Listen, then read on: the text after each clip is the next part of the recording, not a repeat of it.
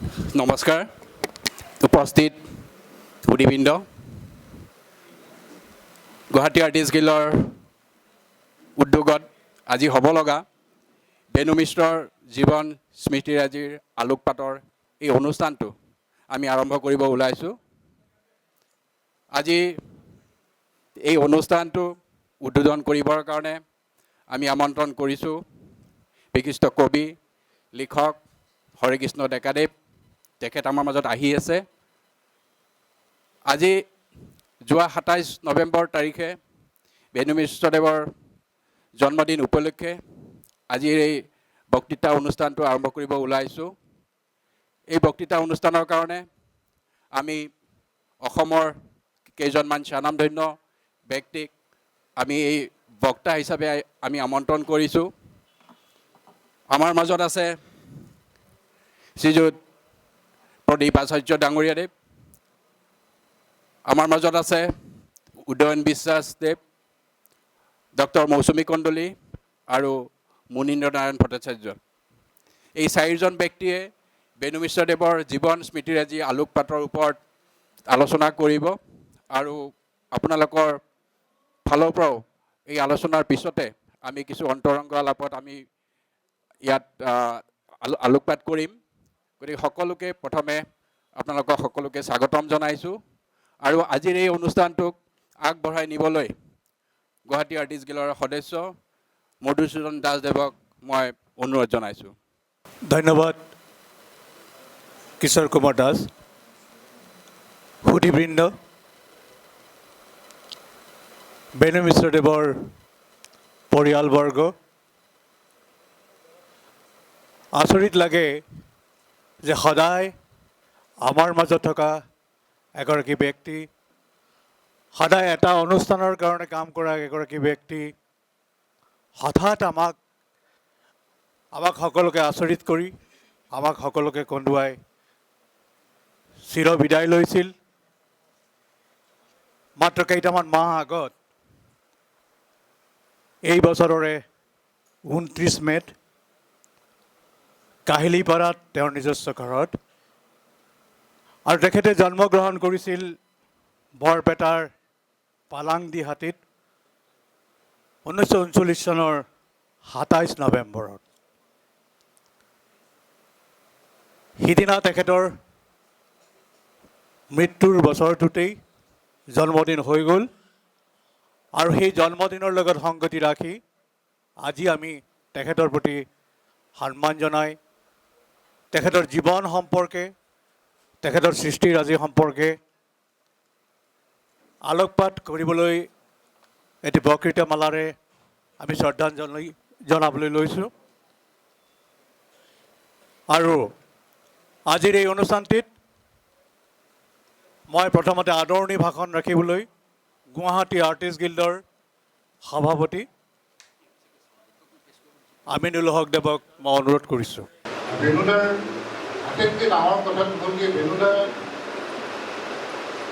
যিটো কৰ্মৰাজি, সেই কৰ্মৰাজিখিনি কিছু থাকি গ'ল, কিছু ৰৈ গ'ল। এইকাৰণে কৈছোঁ এইটো কথাটো, কাৰণ বেনুদা যদি বম্বেত থাকিলেহেঁতেন এই সময়ত জড়িত, বেনুদা হয়তো এটা সৰ্বভাৰতীয় কিবা এটা আমি তেওঁক সন্মান পাবই, কিবা পালে যিহেতু তেওঁ অসমক বাছি লৈ অসমতে থাকি আৰু এনেকুৱা এটা জনসংযোগ মাধ্যমৰ মাজত থাকি তেওঁৰ যোনটো জনসংযোগ তেওঁ ব্যক্তিগতভাৱে হৈছিলে, সেইটোৱেই বেনুদাৰ প্ৰেৰণা আৰু বেনুদাৰ সৃষ্টিৰ মূল। সদস্য ৰতন কুমাৰ ৰায়হাজঙক মই অনুৰোধ কৰিম হৰেকৃষ্ণ ডেকা ছাৰক এখনি গামোচাৰে আৰু বেনুদাবলৈ।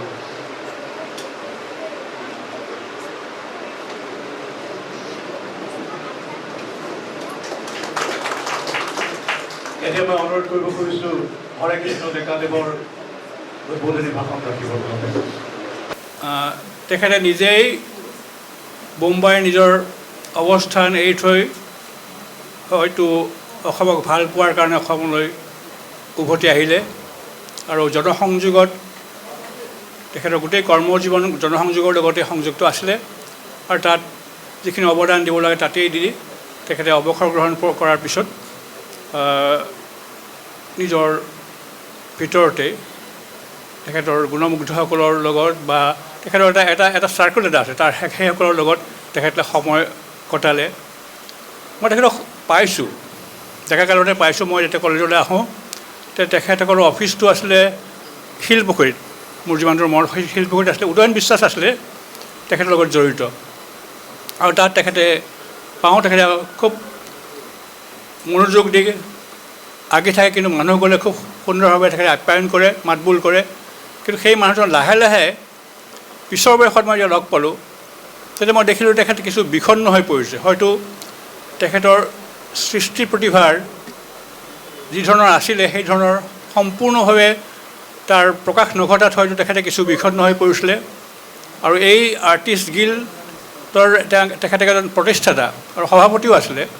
পিছলৈ দেখিলোঁ মই যেতিয়া এই আৰ্টিষ্ট গিল্ডৰ লগত অলপ জড়িত হৈ পৰিলোঁ ব্যক্তিগতভাৱে, তেতিয়া দেখিলোঁ তেখেতে ইয়াৰ লগত লাহে লাহে সম্পৰ্ক ত্যাগ কৰিছে, বৰকৈ নহা হৈছে।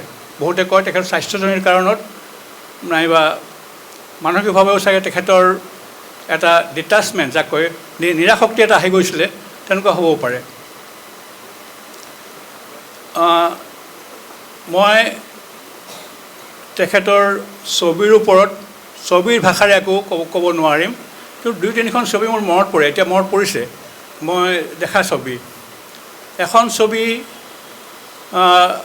তেওঁৰ হট নিউজ ছবিখন বৰ, মই ভাবোঁ যে তেখেতৰ ছবিত সামাজিক সমালোচনা আছে, সাহিত্যত যেনেকৈ থাকে আচলতে। আৰু ছবিয়ে হওক বা ভাস্কৰ্য হওক বা যিকোনো শিল্পই কিছুমান বাৰ্তাও বহন কৰে। কিন্তু নহয় যে কেৱল ছবিখন অকল তাৰ সৌন্দৰ্যৰ কাৰণে চাব লাগিব, কিন্তু যি চাবলৈ তাত ছ'চিয়েল ভিজন যাৰ আছে তেওঁ সেই ছবিখনৰ মাজত নিশ্চয় কিছুমান বাৰ্তা বিচাৰি পায়। পুৰণি ছবিটো আছিলে, এতিয়া ইয়াতো তেনেকুৱা বাৰ্তা কিছুমান মই পাইছোঁ। যেনে হট নিউজখনতে মই দেখিছোঁ এটা স্কাল। আপোনালোকে যিসকলে ছবিৰ লগত সম্পৰ্ক আপুনি জানে যে স্কাল মেমেণ্টো মৰি বুলি কয়। এইটোৰ এটা পশ্চিমীয়া চিত্ৰাংকনত বহুত ডাঙৰ এটা তাৰ প্ৰভাৱ আছে, তাক বিভিন্ন ধৰণে ব্যৱহাৰ কৰা হৈছে। কিন্তু ইয়াতো মই নিশ্চয় স্কাল ব্যৱহাৰ কৰিছে, কিন্তু এইটো মই ভাবোঁ যে এইটো এটা সমাজৰ বৰ্তমান সময়ৰ এটা ডাঙৰ সমালোচনা। আমাৰ মিডিয়াৰ যিটো ৰোল, সেই ৰোলটোৰ ওপৰত এটা সমালোচনা। হট নিউজ এজন মানুহ নিচিনাই তিৰোতা আছে, পাহৰিলোঁ মই, বাতৰি কাকত পঢ়ি আছে, তলত এটা স্কাল। দুই ধৰণে চাব পাৰোঁ যে যিয়েই নকৰোঁ, আমি যিমানেই জীৱনৰ কথা নাপাতোঁ, শেষত গৈ মৃত্যুৱে শেষ আমাৰ হেৰি। কিন্তু এনেকৈও চাব পাৰোঁ যে আজিকালি বাতৰিত কি আহে, এতিয়াও আমি দেখা পাম যে মৃত্যুৰ খবৰটো বৰ বেছিকৈ আহে। মৃত্যু মানে ধ্বংসৰ খবৰটো, বিভিন্ন ধৰণৰ যিটো নেগেটিভ ছাইড সেই নেগেটিভ ছাইডটো বেছিকৈ আহে। গতিকে এনেকুৱাও আমি ল'ব পাৰোঁ যে তেখেতৰ এই ছবিখনৰ যিটো সামাজিক সমালোচনা আছে, যিটো মিডিয়াৰ প্ৰতি তেখেতে নিজে মিডিয়াৰ মানুহ আছিলে, তেখেতে মনত ৰাখিবলৈ যে তেখেতে জনসংযোগৰ লগত জড়িত আছিলে। গতিকে মিডিয়াটো খুব ওচৰৰ পৰা দেখিছে, আৰু ওচৰৰ পৰা দেখিয়ে হয়তো তেখেতৰ এই মনলৈ ধাৰণাটো আহিছে যে মিডিয়াই কি দায়িত্ব পালন কৰিছে, কি ভূমিকা পালন কৰিছে, এই ভূমিকাক তেওঁ সমালোচনা কৰিছে। হয়তো বুলিহে কৈছোঁ, কাৰণ মই নিজৰহে এটা ইণ্টাৰপ্ৰিটেশ্যন এইটো। আৰু আমি আমাৰ দৰ্শক হিচাপে বা গল্প কবিতাৰ পাঠক হিচাপে আমি সদায় নিজৰ এটা ইণ্টাৰপ্ৰিটেশ্যন দিব পাৰোঁ। এইটো সেইখিনি আমাৰ নিজৰ স্বাধীনতা আছে। সেই স্বাধীনতাৰ পৰাই মই কৈছোঁ যে এইখনক মই আমাৰ মিডিয়াৰ যিটো ৰোল, যিটো আমি ভূমিকা, সেই ভূমিকাৰ এটা ডাঙৰ সমালোচনা বুলি মই ভাবোঁ। এখন ছবি আছে, সেই ছবিখনৰ লাষ্ট ছাপাৰ বুলি কৈছে, লগে লগে আমাৰ মনত পৰি যাব লিঅ'নাৰ্ডৰ সেই বিখ্যাত লাষ্ট ছাপাৰলৈ। কিন্তু সেইখনৰ লগত এইখন সম্পূৰ্ণ এটা বেলেগ, আৰু এইখনো আধুনিক যুগৰ লাষ্ট ছাপাৰ। তেতিয়াৰ লাষ্ট ছাপাৰখন বেলেগ আছিলে, সেইখন ধৰ্মীয় আছিলে, খ্ৰীষ্টৰ যি লাষ্ট ছাপাৰ আছিলে, য'ত এজন বিট্ৰেয়াৰ আছিলে, তেওঁক বিট্ৰে কৰিছিলে, আৰু তেওঁ সেই বিট্ৰেয়াৰ ছবিখন সেই সময়ত তেওঁৰ কোন হ'ব পাৰে সেইটো তেওঁ দেখুৱাইছিলে। আৰু সেই ছবিখনে তাত খুব সুন্দৰভাৱে এখন বিখ্যাত ছবি আছিলে। কিন্তু এইখন লাষ্ট ছাপাৰ কি, গোটেই পিকচাৰ প্লেনখনত যিখিনি মানুহ আছে, যিয়ে লাষ্ট ছাপাৰ কৰিছে, দুফালে দুই ধৰণৰ মানুহ আছে, এনেকুৱা লাগে দুটা জেনেৰেশ্যন সংযোগ হৈছে। আৰু তাত আঙুলি টোওৱাটো যে আঙুলি টোওৱাটোৰ বৰ বিশেষ অৰ্থ আছে। পশ্চিমীয়া বিশেষকৈ ৰেনেচাছ যুগৰ যিবিলাক যিবিলাক চিত্ৰ আছে তাত বহুত ধৰণৰ অৰ্থ আছে। জন ডি বেপ্টিষ্টে শিশু থাকোঁতে এটা আঙুলি টোৱাইছিলে, তেতিয়া কৈছিলে আন এটা শিশুৰ প্ৰতি আঙুলি টোৱাইছিলে, সেইটো আছে ক্ৰাইষ্ট, আৰু জেছাছ খ্ৰাইষ্ট যে এসময়ত গৈ তেওঁ মেছায়া হ'ব, তাতে তেওঁ সেইটোৱে তাত এটা বাৰ্তা এটা আছিলে। ইয়াতো দেখা পাওঁ একদম সন্মুখত ফ'ৰগ্ৰাউণ্ডত দুটা হেৰি আমাৰ আকৰ্ষণ কৰে। এটা এফালে এজন বয়সস্থ মানুহ, তেওঁ সমাজৰ এজন লিডাৰ, আৰু ইফালে এইটো শিশু, হাংৰি শিশু যেনেকৈ ভোকাটোৰ শিশু যেনেকৈ আঙুলি টোৱাইছে, আৰু আঙুলিটোত বিৰাট এটা বাৰ্তা পোৱা যায়। এই যিটো জেনেৰেশ্যন গেপ আমি পাওঁ, এটা ডাঙৰ জেনেৰেশ্যন গেপ এটা পাওঁ, আৰু আমি পাওঁ এই বৰ্তমান পৰিস্থিতি হাংৰি পৃথিৱীখনৰ কি ধৰণে এটা হৈছে। It may be last chapter, আমি যি ধৰণে গৈ আছোঁ, আনকি এটা we can get an environmental message also'. গতিকে এই ধৰণৰ বহুত কথা আমি তাৰপৰা উলিয়াই আনিব পাৰোঁ। আমাৰ যদি কল্পনা থাকে, আমি সেই কল্পনাৰ বহুত কথা আমি উলিয়াই আনিব পাৰোঁ। আৰু এখন ছবি মোৰ মনত পৰে, এখন নাম মৃত্যুখন মই ভাবোঁ অসাধাৰণ ছবি। এটা মৃতদেহ আছে, আটাইকেইটা অৱয়ৱ তাত উপঙি আছে। মাৰ্ক চাগালৰ ছবিলৈ মনত পেলাই দিয়ে। মাৰ্ক চাগালৰ ছবি প্ৰায় মানে দেন মানুহৰ যে মাধ্যাকৰ্ষণ নাই, এনেকুৱা ধৰণৰ ভাৱ এটা আহে। তাত ভালো আছে, তাত হেৰি বেয়াও আছে।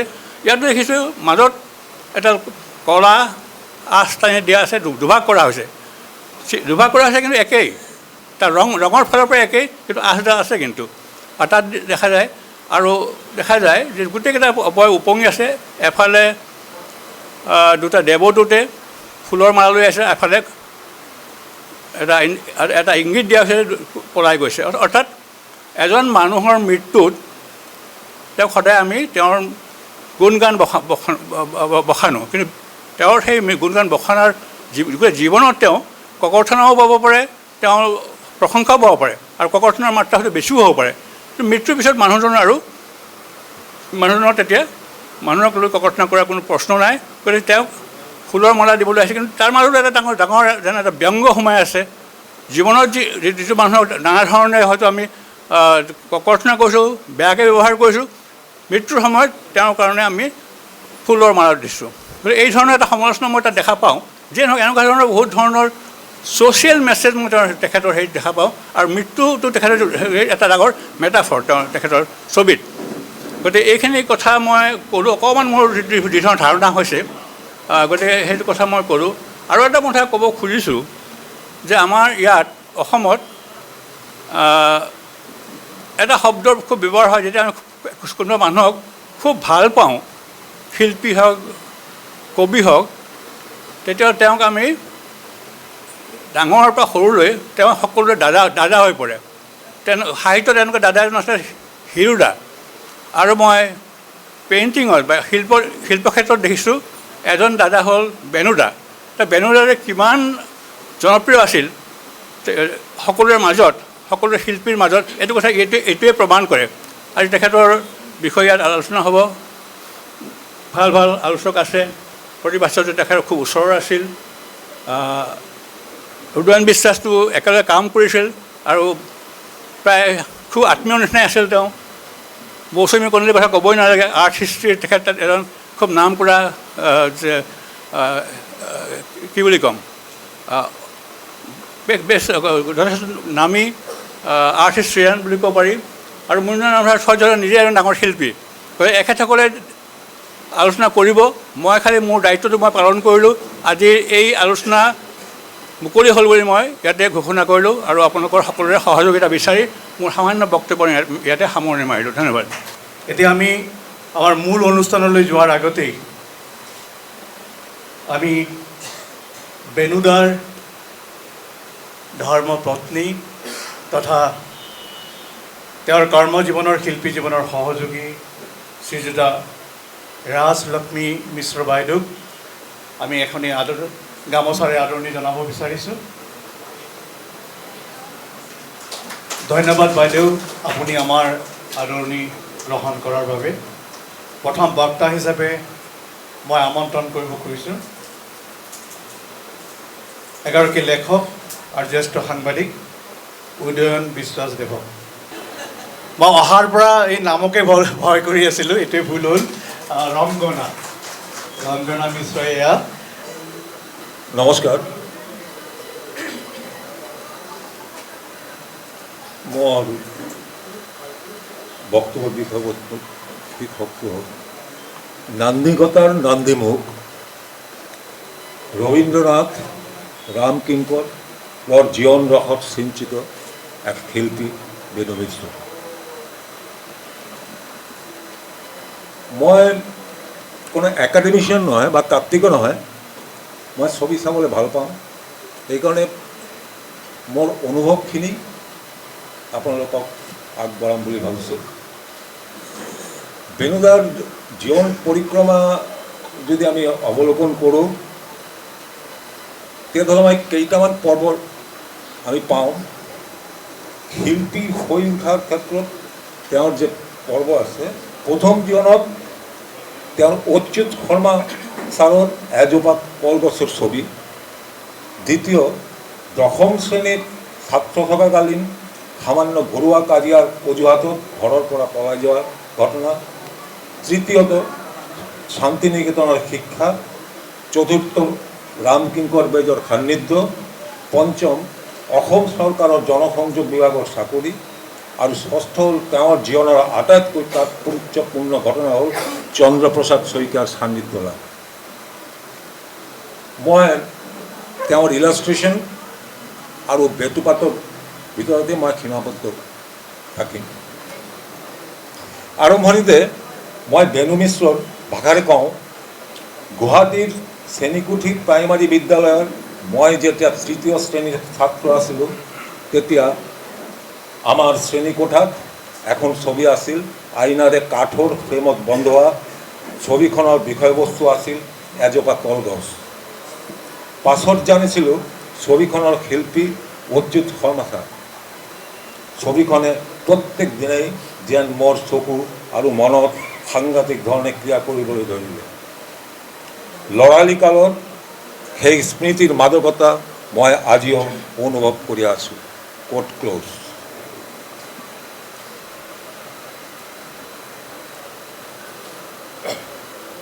যিয়ে নহওক, ল'ৰালি কালৰ সেই মাদকতাই শৈশৱৰ বেণু মিশ্ৰক বয়সৰ লগে লগে অমূল্য অভিজ্ঞতা অৰ্জন কৰাৰ ক্ষেত্ৰত উদগনি দিলে। তেওঁ দেশজ শিল্পৰ অন্তৰাত্মা পুনৰাৱিষ্কাৰ কৰি ভিজুৱেল কমিউনিকেশ্যনৰ জৰিয়তে প্ৰকাশন জগতত আজি এটা ভাষাৰ সৃষ্টি কৰি গৈছে। সেয়া তেওঁ আহৰণ কৰিছিল প্ৰথমতে অচ্যুত ছাৰৰ পৰা, তাৰ পাছত শান্তিনিকেতনৰ পৰা। এই শান্তিনিকেতনেই হ'ল তেওঁৰ মনোভূমি। তেওঁ নিজেই কৈছে, ক'ত কেৱল ছবি অঁকাই নহয়, নানা ধৰণৰ কাম কৰাৰ সুযোগ হৈছে শান্তিনিকেতনত।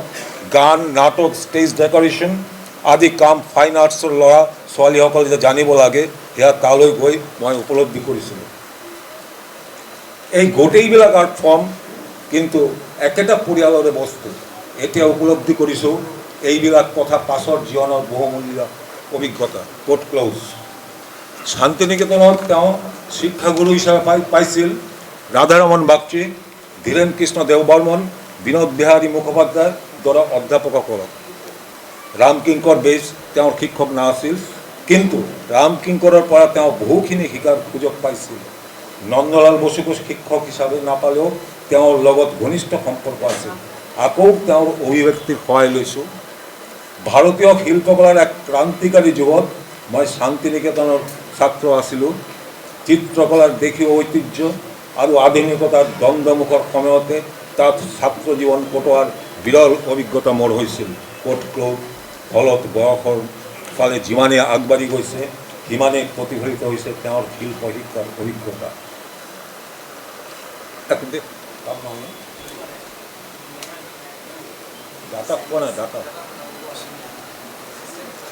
তো এইটো ছবি দেখুৱাব পালে ভাল আছিল, কিন্তু প্ৰব্লেম হ'ল। যিয়ে নহওক, কলাভৱনত থকা সময়তে বেণু মিশ্ৰ ৰবীন্দ্ৰনাথৰ বিখ্যাত কবিতা নিৰ্ঝৰে স্বপ্নভংগৰ ওপৰত ভালেসংখ্যক স্কেচ কৰিছিল। তাৰ লগতে ৰবীন্দ্ৰনাথৰ সৰু সৰু কিছু কবিতাৰ ইলাষ্ট্ৰেশ্যন আমি তেওঁৰ ঘৰত দেখিবলৈ পাইছিলোঁ। অৱশ্যে তেওঁৰ মৃত্যুৰ পিছত এই গিল্ডৰ গ্যালাৰীত আয়োজিত প্ৰদৰ্শনীত আপোনালোকে দেখিছে। যেনে মাটির চুক্তি বন্ধন হতে আনন্দ পায় ছাড়া ঝলকে ঝলকে পাতায় পাতায় ছুটে এসে দেয় নাড়া। দ্বিতীয়ত, সুন্দরী ছায়ার পানে তরু চেয়ে থাকে, সে তার আপন তবু পায় না তাহাকে। স্ফুলিঙ্গ তার পাখায় পেল ক্ষণকালের ছন্দ, উড়ে গিয়ে ফিরে গেল সেই তারই আনন্দ। আমার প্রেম রবি কিরণ হেন, জ্যোতির্ময় মুক্তি দিয়ে তোমারে ঘেরে জানো ইত্যাদি। এই কবিতাবিলাকে ৰবীন্দ্ৰনাথে লিখিছিল চীন আৰু জাপানলৈ যোৱাৰ আগতে বিচনী, ৰুমাল আৰু চিল্কৰ কাপোৰৰ ওপৰত। শান্তি নিকেতনত থকাৰ সময়ত বেণু মিশ্ৰ এনেধৰণৰ বহু কবিতাৰ ইলাষ্ট্ৰেশ্যন কৰিছিল, ব্যৱহাৰ কৰিছিল পানী ৰং। তেতিয়াই তেওঁৰ কল্পনা উদ্বেল আৰু সৃষ্টিশীল হৈ উঠিছে। মনৰ মাধুৰী লালিত ৰূপক কেনেকৈ দৃষ্টিগ্ৰাহ্য কৰিব লাগে সেই কৌশল তেওঁ শান্তি নিকেতনত সযত্নে আয়ত্ত কৰাৰ সুযোগ পাইছিল। ৰবীন্দ্ৰনাথৰ কবিতা আৰু বেণু মিশ্ৰৰ ছবি যেন এক অৰ্থময় ঐকতানৰ সৃষ্টি কৰিছে। তেওঁই কৈছে, ক'ত ৰবীন্দ্ৰনাথ মোৰ প্ৰিয় কবি, তেওঁৰ কবিতা মোৰ গোটেই জীৱনৰ সংগী।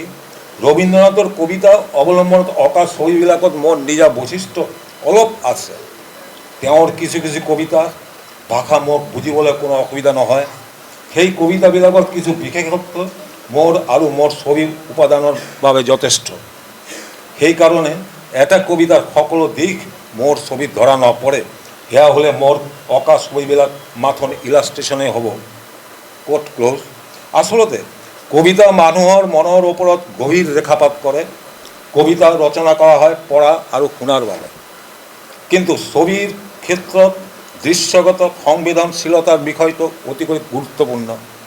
আনফালে ইলাষ্ট্ৰেশ্যনৰ প্ৰধান গুণ যে ডিটেইল, আৰম্ভণিৰে পৰা এই ডিটেইলৰ প্ৰতি মিশ্ৰৰ পুংখানুপুংখ মনোসংযোগ আছিল।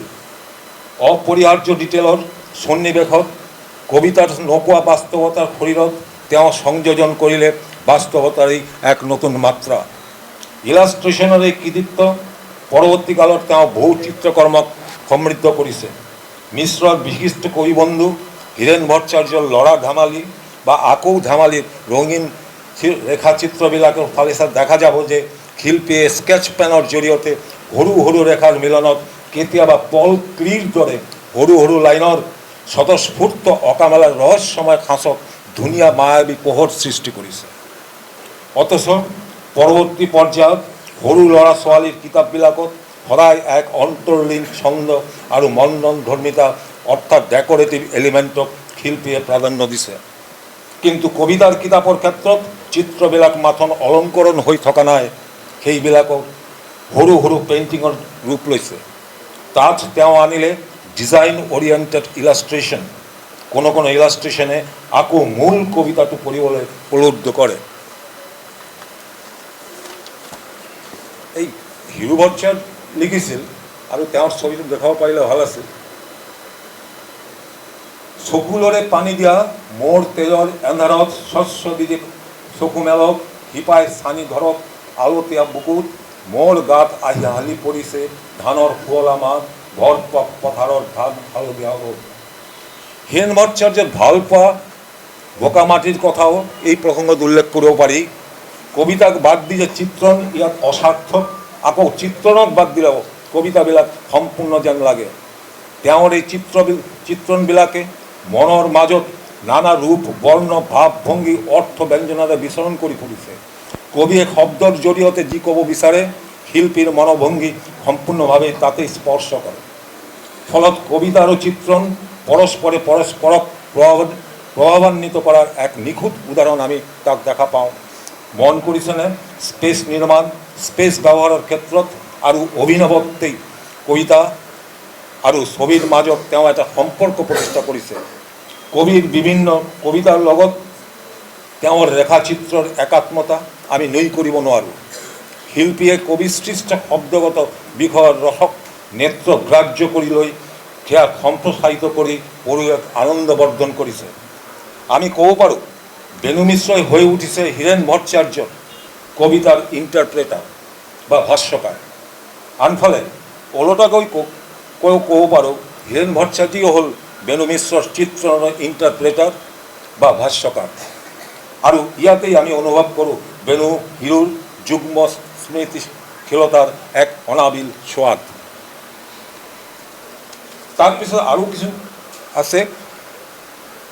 কবিয়ে লিখিছে, গছ পুলি আন্ধাৰলৈ মেলি দিলি চুলি, তীৰ বীৰ জোনাকীৰ ভিৰ গধূলি। তাৰ লগত যি চিত্ৰ সন্নিৱিষ্ট কৰা হৈছে সেয়া যেন লিখাৰ ভাৱাবেগৰ লগত তেওঁৰ ৰেখাংকন মিলি গৈ এক সামগ্ৰিক ছন্দ সৃষ্টি কৰিছে, ফুটি উঠিছে এক ছন্দবদ্ধ উৎকট। ইয়াতেও শিল্পীয়ে যি ৰেখাংকন কৰিছে সেয়া ভিন্ন মেজাজৰ চেফিয়া টোনত অঁকা অমৰ খয়ামৰ গ্ৰন্থচিত্ৰবোৰ লেখকৰ লিখাৰ এক অবিচ্ছেদ্য অংগ হৈ পৰিছে। ৰেখাৰ ডিটেইল মন কৰিবলগীয়া। ইলাষ্ট্ৰেশ্যন আৰু কবিতা, এই ক্ষেত্ৰত আমি ৰবীন্দ্ৰনাথৰ শৰণাপন্ন হ'লে কথাটো আৰু স্পষ্ট হ'ব। ৰবীন্দ্ৰনাথ 1937 চনৰ 17 মে নন্দলাল বসুলৈ ছড়াৰ ছবি সম্পর্কে লিখিছে, কোট আরম্ভ, আর্টে সুন্দর হওয়ার জন্য কোনো দরকার হয় না, আর্টের কাজ মন টানা, মন ভোলানো নয়, কোট ক্লোজ। মহাকবি গেতে গ্রন্থচিত্রণ প্রসঙ্গে কৈছে, the artist must think out to the end the points idea, quote close. গেটৰ এই ধাৰণাৰ পৰা আমাক স্বনামধন্য গ্ৰন্থচিত্ৰকাৰ লিটন লেম্বেলৈ গ'ল আন এটা ঠিকনালৈ। তেওঁ ক'লে, illustration can only be justified if they add to a book something that literature cannot encompass, quote close। গ্রন্থচিত্রণ সম্পর্কে এই ধারণা শিরোধার্য হলেও দা ভিঞ্চির উক্তি গ্রন্থচিত্রণের ক্ষেত্রে প্রণিধানযোগ্য বলে সকলে মানি লৈছে। এতিয়া তুমি বিচাৰিছা আখৰেৰে গঢ়ি তুলিবা মানুহৰ আকৃতি, দেহ কোষৰ যাৱতীয় বিষয়, এৰি দিয়া এইবোৰ ধাৰণা। কাৰণ য'ত সূক্ষ্মাতি সূক্ষ্মভাৱে তুমি বৰ্ণনা কৰা তেতিয়ালৈকে ৰুদ্ধ হৈ যাব পাঠকৰ মন আৰু এই বৰ্ণিত বিষয়ৰ জ্ঞানৰ পৰা পৰুলৈ দূৰলৈ ঠেলি দিব, কোট ক্লোজ। ফলত প্ৰতিকাৰ হিচাপে তেওঁৰ নিৰ্দেশ, কোট আৰম্ভ, and so' it is necessary to draw and to describe, quote close. বিশ্বৰ সকলো শিল্পীয়ে জীৱনৰ কোনো এটা সময়ত গ্ৰন্থচিত্ৰণত মগ্ন হৈছে। বেটেনি বত্তিচিল্লি, ব্ৰাক ডুৱে ডুৰাগ, ব্ৰেক লিয়ৰ, ৰুই মাটিছ, লেজাৰ, পিকাছো, কক্টো, ৰেম্ব্ৰা প্ৰমুখ শিল্পীসকলে চিৰায়ত সাহিত্যৰ লগত আনকি কোনোৱে নিজৰ ৰচনাক চিত্ৰিত কৰিছে গ্ৰন্থৰ বিষয়বস্তুৰ অংগ হিচাপে।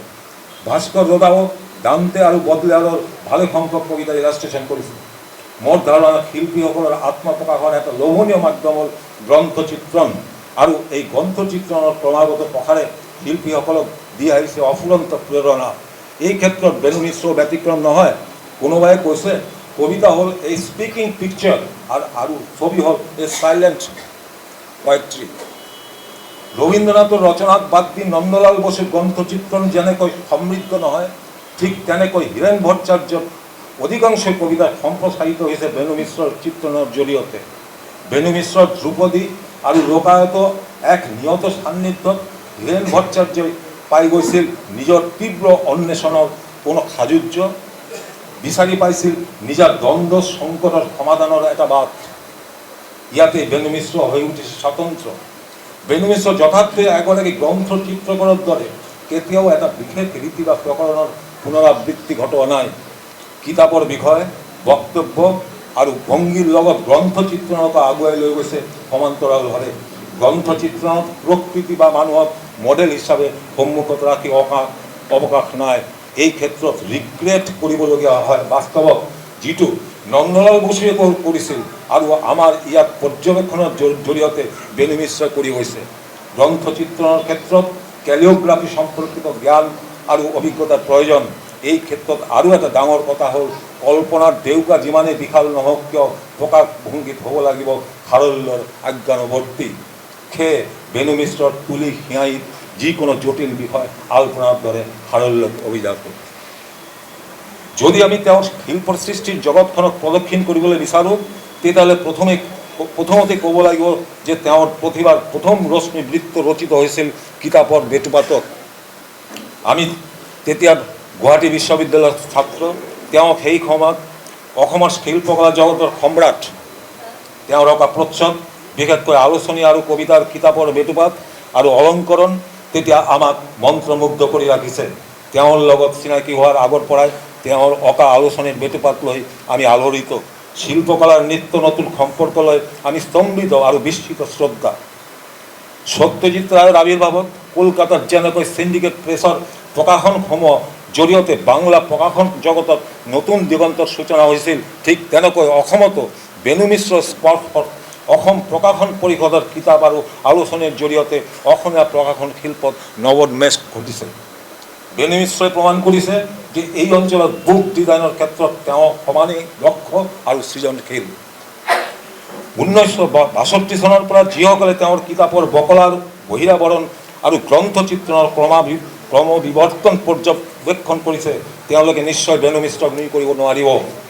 বিশেষকৈ এই অঞ্চলত কাহানী ছপাৰ মাধ্যমত বহুতো সীমাবদ্ধতাৰ মাজেৰে ভিজুৱেল কমিউনিকেশ্যনৰ ক্ষেত্ৰত যি শিল্প সৃষ্টি তেওঁ কৰিলে, লগতে ছপা চালৰ ট্ৰেডেল মেচিনৰ সময়ৰ পৰা আজিৰ অত্যাধুনিক যুগৰ ছপা চালৰ লগত সামঞ্জস্য ৰাখি তেওঁ যি কম্পজিশ্যন কৰি গৈছে, সেয়া প্ৰকাশন শিল্পৰ ক্ষেত্ৰত এক যুগান্তকাৰী ঘটনা আৰু তাতেই তেওঁৰ প্ৰতিভাৰ স্ফুৰণ ঘটিছে। তেওঁৰ অংকিত বেটুপাত আৰু টেইল পিচবিলাক যদি গভীৰভাৱে অনুধাৱন কৰোঁ, তাৰ পৰাই আমি এই অঞ্চলৰ ছপা চালৰ বিৱৰ্তনৰ এটা ছবি পাব পাৰি। তেওঁ এই অঞ্চলত প্ৰথমবাৰৰ বাবে অনুভৱ কৰিছে মূলত ভিজুৱেল কমিউনিকেশ্যনৰ সমস্যাক কেন্দ্ৰ কৰি গ্ৰন্থৰ ডিজাইন আৰু বিজ্ঞাপন শিল্প গঢ়ি উঠিব লাগিব। গতিকে তেওঁ ভিজুৱেল কমিউনিকেশ্যনৰ ক্ষেত্ৰত আৰম্ভণিৰ পৰাই এটা নিজস্ব ৰূপ ৰীতি বা ষ্টাইল গঢ়ি তোলাৰ প্ৰচেষ্টাত নিমগ্ন আছিল আৰু এগৰাকী সফল গ্ৰাফিক শিল্পীৰ বাবে সেয়াই আছিল অতিকৈ জৰুৰী। বেণু মিশ্ৰৰ প্ৰধান কৃতিত্ব হ'ল ভিজুৱেল সংক্ৰান্ত শিল্পকলাৰ ক্ষেত্ৰত ঠিক প্ৰয়োজনীয় বস্তুবিলাক তেওঁ শান্তিনিকেতনত আয়ত্ব কৰিছিল আৰু কিছুদিনৰ পাছত এই অঞ্চলত গঢ়ি তুলিছিল এটা নিজস্ব ঠাঁচ আৰু সেই ঠাঁচক লৈয়ে তেওঁ আগবাঢ়ি গৈছে। 1962 চনত প্ৰকাশিত প্ৰীতি বৰুৱাৰ নিৰৰ্থক হ'ল 3 ৰঙেৰে অঁকা তেওঁৰ প্ৰথম বেটুপাত। পাতল ছাই ৰঙৰ প্ৰেক্ষাপটৰ ওপৰত কলা ৰঙেৰে মোটা কেইটামান ব্ৰাছৰ আঁচ আৰু তাৰ মাজত জিলিকি উঠিছে কেইটামান অবিন্যস্ত আখৰৰ অৱয়ব। প্ৰথম বেটুপাত হিচাপে চিত্ৰণৰ ক্ষেত্ৰত দৃষ্টি কঢ়িয়াই নিলেও অক্ষৰ বিন্যাসত তেওঁৰ দুৰ্বলতা প্ৰকাশ পাইছিল। অথচ তাত 5-6 বছৰৰ পাছত দেখা গ'ল কিতাপৰ বকলাৰ ডিজাইনৰ ক্ষেত্ৰত তেওঁ ভিজুৱেলি বহুখিনি আগবাঢ়ি গৈছে। 70ৰ দশকত অসম প্ৰকাশন পৰিষদ প্ৰকাশিত মাহেকীয়া আলোচনী প্ৰকাশৰ লগত তেওঁ যেতিয়া নিজকে যুক্ত কৰিলে, তেতিয়া যেন সূচিত হ'ল কিতাপ আৰু আলোচনী বকলাৰ ডিজাইন আৰু গ্ৰন্থচিত্ৰণৰ ক্ষেত্ৰত তেওঁৰ দ্বিতীয় অধ্যায়। আৰু সেয়াই হ'ল অসম প্ৰকাশন শিল্প জগতত এক উল্লেখযোগ্য ঘটনা। এই পৰ্যায়ত আহি বেণু মিশ্ৰই দেখুৱালে বেটুপাত হ'ল এক সুদৃশ্য আলংকাৰিক প্ৰৱেশদ্বাৰ আৰু গ্ৰন্থচিত্ৰৰ হ'ল এক অনুভৱ মহল। এই পৰ্যায়ত আহি বেণু মিশ্ৰই মন কৰিব, যি সময়ত আমাৰ ইয়াত বহু বৰ্ণ ৰঙীন চিত্ৰ ছপোৱাৰ আন্তঃগাঁথনি গঢ়ি উঠা নাছিল, সেই সময়ত তেওঁৰেই হাতৰ পৰশত কিতাপ আৰু আলোচনী বেটুপাত, বিশেষকৈ ভিতৰৰ প্ৰবন্ধ, গল্প আৰু কবিতাৰ টাইটেলত ব্যৱহৃত অক্ষৰ বিন্যাস আৰু চিত্ৰণবিলাক ব্লকৰ জৰিয়তে মনোগ্ৰাহী হৈ উঠিছিল। উদাহৰণ হিচাপে প্ৰকাশৰ জ্যোতিপ্ৰসাদ শংকাৰ কথা উল্লেখ কৰিব পাৰোঁ। লগতে সেই সময়ত অসমৰ বিভিন্ন অঞ্চলৰ সৰু সৰু আলোচনী আৰু বাংলা লিটিল মেগাজিনত তেওঁৰ অঁকা টেইল পিচ এতিয়াও আমাৰ স্মৃতিত সজীৱ হৈ আছে। প্ৰকাশ আলোচনীৰ জ্যোতিপ্ৰসাদ আৰু অৰুণোদয় সংখ্যাটো চালেই বেণু মিশ্ৰৰ সৃষ্টিশীলতাক আমি অনুভৱ কৰিব পাৰোঁ। ইয়াতে এটা কথা কোৱাটো অন্যায় নহ'ব যে 50ৰ দশকত কলকাতাৰ ছিগনেট প্ৰেছৰ স্বত্বাধিকাৰ দিলীপ কুমাৰ গুপ্তই তেওঁলোকৰ কিতাপৰ প্ৰচ্ছদ অংকন আৰু গ্ৰন্থচিত্ৰণৰ দায়িত্ব সত্যজিৎ ৰায়ক দিয়াৰ পিছত বাংলা কিতাপ প্ৰকাশনৰ অংগ সৌষ্ঠৱত যি সম্পূৰ্ণ নতুন ধাৰাত প্ৰৱৰ্তন হৈছে, ঠিক তেনেকৈ অসম পৰিষদৰ কৰ্ণধাৰ চন্দ্ৰপ্ৰসাদ শইকীয়াই বেণু মিশ্ৰৰ জৰিয়তে অসমীয়া কিতাপ আৰু আলোচনী প্ৰকাশৰ ক্ষেত্ৰত এক দৃষ্টিনন্দন পৰিৱৰ্তন আনিলে। চন্দ্ৰপ্ৰসাদ আৰু বেণু মিশ্ৰৰ সৌন্দৰ্যবোধ, গভীৰ জ্ঞান আৰু পাৰফেকশ্যনিজম অসমীয়া কিতাপৰ বহিৰাবৰণ বজাৰৰ আন প্ৰকাশনৰ গ্ৰন্থতকৈ নান্দনিকতাৰ ফালৰ পৰা বেলেগ হৈ উঠিল। এদিন এই প্ৰতিবেদকক চন্দ্ৰপ্ৰসাদ শইকীয়াই কথা প্ৰসংগত কৈছিল, তেওঁ বিশ্বাস কৰে যে কিতাপৰ চৰিত্ৰ অনুযায়ী আকাৰ, আয়তন আৰু আভ্যন্তৰীণ সাজ সজ্জাৰ পৰিৱৰ্তন হোৱা উচিত। এই বিশ্বাসেই লাহে লাহে প্ৰকাশন পৰিষদৰ কিতাপৰ এটা বৈশিষ্ট্যই অসমৰ গ্ৰন্থ প্ৰকাশনৰ ক্ষেত্ৰত এক জাগৰণৰ সৃষ্টি কৰিলে। চন্দ্ৰপ্ৰসাদ শইকীয়া আৰু বেণু মিশ্ৰৰ যুগ্ম প্ৰচেষ্টাত কিতাপ প্ৰকাশনৰ জগতত যে এটা বিপ্লৱ ঘটিলে, কিন্তু সেই বৈপ্লৱিক পৰিৱৰ্তন কেনেকৈ আহিল সেয়া জনাৰ বাবে আমি বেণু মিশ্ৰৰ শান্তি নিকেতনৰ জীৱনলৈ উভতি যাব লাগিব। তাতেই তেওঁৰ জীৱনৰ এটা বিশেষ পৰ্বৰ মৌলিকতাৰ উত্থান আৰু ক্ৰমবিকাশৰ ঘটনাৱলীত সেয়াই আমি দেখিবলৈ পাওঁ। কাৰণ শান্তি নিকেতন গৈও তেওঁ নন্দলাল বসু আৰু শান্তি নিকেতনী ঘৰানাৰ ভিতৰত থাকি ফাইন আৰ্টতকৈ কমাৰ্চিয়েল বা এপ্লাইড আৰ্টৰ প্ৰতি আকৃষ্ট হৈছিল।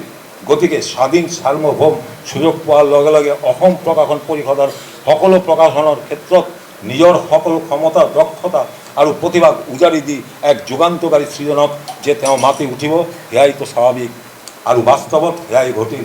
ভাবকচোন, প্ৰকাশন পৰিষদ প্ৰকাশিত হত্যি বিদ্যাৰ্ণৱ গ্ৰন্থখনৰ কথা, যাৰ আকাৰ, বহিৰাবৰণ আৰু অন্তৰ্ভাগে আমাক স্তম্ভিত কৰি তুলিছে। অলপ মনোযোগ সহকাৰে চালে দেখা যাব যে প্ৰচ্ছদ আৰু অন্তৰ্ভাগ নিৰ্মাণৰ বিপুল অভিজ্ঞতা আৰু পৰীক্ষা নিৰীক্ষাৰ দুঃসাহসিকতাই কেনেকৈ আমাক সমৃদ্ধ কৰিছে। আৰু এয়াই হ'ল চন্দ্ৰপ্ৰসাদ আৰু বেণু মিশ্ৰৰ যুগ্ম প্ৰয়াসৰ নান্দনিক চিন্তা চৰ্চাৰ এক অনবদ্য প্ৰতিফলন। ফলত এটা সময়ত প্ৰকাশন পৰিষদৰ কিতাপৰ সৌৰভত আমি আনন্দত বিহ্বল হৈ উঠিছোঁ। তেওঁৰ এখন প্ৰচ্ছদৰ অভিনৱত্বৰ পৰা আন এখন প্ৰচ্ছদৰ অনিৰ্বচনীয়তাৰ ফালে যোৱাৰ এক নিৰৱচ্ছিন্ন দৰ্শক হ'বলৈ শিল্পীগৰাকীয়ে আমাক বাধ্য কৰালে। কাৰণ সেই সময়ত প্ৰকাশন পৰিষদৰ গ্ৰন্থ বুলি ক'লে মাথোন সুদৃশ্য প্ৰচ্ছদ আৰু ধুনীয়া বাইণ্ডিং নহয়, তাৰ বাহিৰতো বহু কিবা কিবি আছে। বিষয় অনুযায়ী গ্ৰন্থ চিত্ৰণ, আখৰৰ আকাৰৰ মাজত সামঞ্জস্য, ফৰ্মেট, ফ্লাইলিট, প্ৰস্তানি, আনকি একাধিক বিষয়ৰ প্ৰতি তেওঁলোকৰ সজাগ দৃষ্টি। ক'বলৈ গ'লে তেতিয়াৰ পৰাই গ্ৰন্থতকৈ আলোচনী প্ৰকাশৰ ক্ষেত্ৰত এটা মৌলিক পৰিৱৰ্তন লক্ষ্য কৰা গৈছিল, বিশেষকৈ লেআউট আৰু ডিজাইনৰ ক্ষেত্ৰত। লগতে তেওঁৰ কামৰ মৌলিকতা আৰু শিল্প দক্ষতাৰ গুণত এই পৰ্যায়ত বহু কিতাপ আলোচনীৰ মাজতো আমি বেণু মিশ্ৰৰ উপস্থিতি খুব সহজতেই উপলব্ধি কৰিব পাৰোঁ। লক্ষণীয় যে তেওঁৰ ডিজাইন আৰু গ্ৰাফিকৰ কামৰ মাজত মনক বিমুগ্ধ কৰিব পৰা এটা সৰলতা সদায় লুকাই আছিল। এই কথা সকলোৰে জ্ঞাত যে আজিৰ দিনৰ দৰে সেই সময়ত অত্যাধুনিক ছপা পদ্ধতি এই অঞ্চলত নথকা স্বত্বেও বেণু মিশ্ৰই লেটাৰ প্ৰেছ আৰু ট্ৰেল মেচিনৰ জৰিয়তে সন্দেহাতীতভাৱে প্ৰমাণ কৰিছে যে কমাৰ্চিয়েল আৰ্ট মৰ্যাদাপূৰ্ণ, কাৰ্যকৰী, শিল্পগুণ সমৃদ্ধ, সৃজনশীল আৰু ফলপ্ৰসূ, কাব্যগুণমণ্ডিত আৰু সংযোগীয় হ'ব পাৰে। ৮০ দশকৰ পাছত তেওঁৰ অক্ষৰ বিন্যাসৰ ক্ষেত্ৰত ৰূপান্তৰ ঘটিল। বিশেষকৈ অক্ষৰ বিন্যাসৰ মাধ্যমেৰে বগা খালী ঠাই ব্যৱহাৰৰ ফলত তেওঁৰ বেটুপাতে এক ভিন্ন মাত্ৰা অৰ্জন কৰিলে। তেওঁৰ অঁকা ভালে সংখ্যক স্মৰণিকাৰ ক্ষেত্ৰত এনেধৰণৰ অক্ষৰ বিন্যাস আমাৰ চকুত পৰিছে। প্ৰসংগত উল্লেখ্য যে সেই সময়ত গোটেই ভাৰতবৰ্ষৰ সাময়িক বা সাপ্তাহিক আলোচনীত বেটুপাতবিলাকতো এই ধৰণৰ এটা ট্ৰেণ্ড লক্ষ্য কৰা গৈছিল। কিন্তু বেণু মিশ্ৰই এই অঞ্চলত বেটুপাতত ব্যৱহাৰ কৰিলে প্ৰতিটি বৰ্ণৰ প্ৰতীকী ৰূপ, য'ত আখৰ মাথোন আখৰ নহয়, যেন জৈৱিক উপস্থিতিহে। ফলত তেওঁৰ কিছুমান গ্ৰন্থ আৰু আলোচনীত বকলাৰ অক্ষৰ বিন্যাসত ফুটি উঠিছে অভিভূত হ'ব পৰা ছন্দ। সেই সময়ত প্ৰকাশ আলোচনীত কিছু কিছু বেটুপাতো সেই আখৰৰ ভিত্তিত গঢ়ি উঠিছিল আৰু বজাৰত আন আন আলোচনীতকৈ এক স্বতন্ত্ৰ চৰিত্ৰ হিচাপে আমাৰ মাজত ধৰা দিছিল। মাথোন প্ৰকাশ নহয়, সেই সময়ত প্ৰকাশিত কবিতা, অধিনায়ক, সাম্প্ৰতিক সাময়িকী, নতুন পদাতিক আদি আলোচনী আৰু জ্ঞান পূজাৰীৰ দুঃসাহসৰ সময়, বীৰেশ্বৰ বৰুৱাৰ নিৰ্বাচিত গল্প, হীৰেণ ভট্টাচাৰ্যৰ মোৰ দেশ মোৰ প্ৰেমৰ কবিতা, অসমৰ নাট্য পৰম্পৰা আৰু গতিধাৰা আদি বেটুপাতৰ কথা এই প্ৰসংগত উল্লেখ কৰিব পাৰি। তেওঁ আখৰক ভাঙিছে, আকৌ চৰিত্ৰ অনুযায়ী এই আখৰক গঢ় দিছে, কেতিয়াবা কনডেন্স, কেতিয়াবা এক্সপাণ্ডেড, আকৌ কেতিয়াবা এই দুটা ফৰ্মৰ আখৰ একেলগে বহুৱাই তেওঁ বেটুপাত অংকন কৰিছে। মনত পৰিছে প্ৰকাশ আলোচনীখনৰ এখন বেটুপাতত ৩টা আখৰক এনেকৈ অঁকা হৈছে, য'ত আলোচনীখনত ভিন্ন ভিন্ন বিষয়বস্তু যেন ভিন্ন ভিন্ন সুৰৰ বৈপৰীত্যক একেটা অৰ্থময় ঐক্যতানত মিলাই অক্ষৰ বিন্যাসত তাৰ আভাস দিয়াৰ প্ৰচেষ্টা দাঙি ধৰা হৈছে। কেতিয়াবা আকৌ আখৰৰ শৰীৰত লোক সংস্কৃতিৰ মটিভ এনেকৈ দাঙি ধৰা হৈছে, য'ত প্ৰতিটো আখৰ হৈ উঠিছে সহজ, স্বচ্ছন্দ আৰু ভেষজ। আকৌ কোনো বেটুপাতত কবিতাৰ অন্তৰ্জগতখনৰ কথা মনত ৰাখি তেওঁ হৈ উঠিছে জটিল আৰু বিমূৰ্তবাদী। পৰৱৰ্তী পৰ্যায়ত তেওঁ বেটুপাতত চিত্ৰণই উঠিল নব্যতাযুক্ত আৰু আধুনিক চিত্ৰকলাৰ লগত স্বপ্ৰযুক্ত। শিল্পজগত বেনু মিশ্ৰৰ স্বচ্ছন্দ বিচৰণ, গতিময়তা, বিষয়বস্তুৰ অনুভূতি অৰ্থাৎ সকলো মিলি তেওঁৰ প্ৰচ্ছদপট আমাৰ এই অঞ্চলত বুক ডিজাইনৰ ক্ষেত্ৰত এক শিল্প স্বাতন্ত্ৰ্য পৰিচায়ক। গতানুগতিকতাৰ পথ পৰিহাৰ নকৰি এক বলিষ্ঠ ভিন্ন ৰূপ নীতি প্ৰৱৰ্তন তেওঁই এই অঞ্চলত আমাক দেখুৱাইছে। তেওঁৰ কামৰ মৌলিকতা আৰু শিল্প দক্ষতাৰ গুণৰ বজাৰৰ বহু কিতাপৰ মাজত বেনু মিশ্ৰ অঁকা বেটুপাত স্বতন্ত্ৰ ধৰা দিয়ে।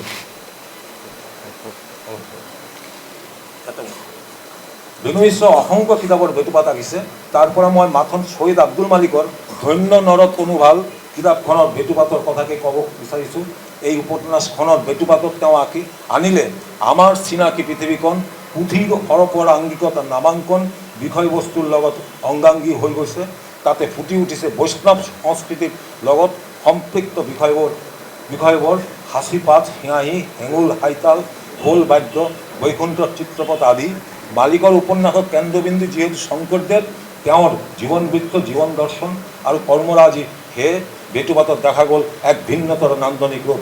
আনহাতে অসম চৰকাৰৰ শংকৰদেৱ পুৰস্কাৰৰ স্মৰণিকাখন চাওক, যি বছৰত প্ৰখ্যাত শিল্পী ভৱেশ সান্যাল আৰু কথা শিল্পী আব্দুল মালিকক শংকৰদেৱ বঁটাৰে সন্মানিত কৰা হৈছিল। এই স্মৰণিকাখনৰ বকলাত ফুটি উঠিছে আমাৰ চিৰন্তন সংস্কৃতি, য'ত বিষয়বস্তু অনুযায়ী বেটুপাতত অঁকা হৈছে। লক্ষ্য কৰিলে কিতাপ আৰু স্মৰণিকাৰ বকলাৰ ডিজাইনৰ মাজত তেওঁ ভিজুৱেল কমিউনিকেশ্যনৰ পৰা এটা পাৰ্থক্য বিচাৰিছে। আনফালে শ্ৰীমতী ৰেণু বৰুৱাৰ ঐকতান কিতাপখনৰ বেটুপাততো চাওক, কিতাপখন যিহেতু ৰবীন্দ্ৰনাথ ঠাকুৰৰ কবিতাৰ অসমীয়া অনুবাদ, সেয়ে তেওঁ বেটুপাতত ব্যৱহাৰ কৰিছে ৰবীন্দ্ৰনাথৰ হাতৰ আখৰ, য'ত তেওঁ ৰবীন্দ্ৰনাথৰ ছবিৰ নিজা বৈশিষ্ট্য অনুযায়ী পোহৰ আৰু ছাৰ ব্যঞ্জনা ফুটাই তুলিছে। বেটুপাতত কলা আৰু হালধীয়া ৰঙৰ ব্যৱহাৰ মন কৰিবলগীয়া। ধন্যবাদ। এই মাল্টিটাস্কিং বুলি এটা কথা আছে। এটা হ'ল এওঁক ধৰি থকা, এটা কথা কোৱা। দুইটাই মই বেছ টান পাওঁ। মই ছবিৰ মানুহ নহয়। বেনু মিশ্ৰ আছিলে সংশ্লেষণৰ মানুহ। সংগীত, কাব্য,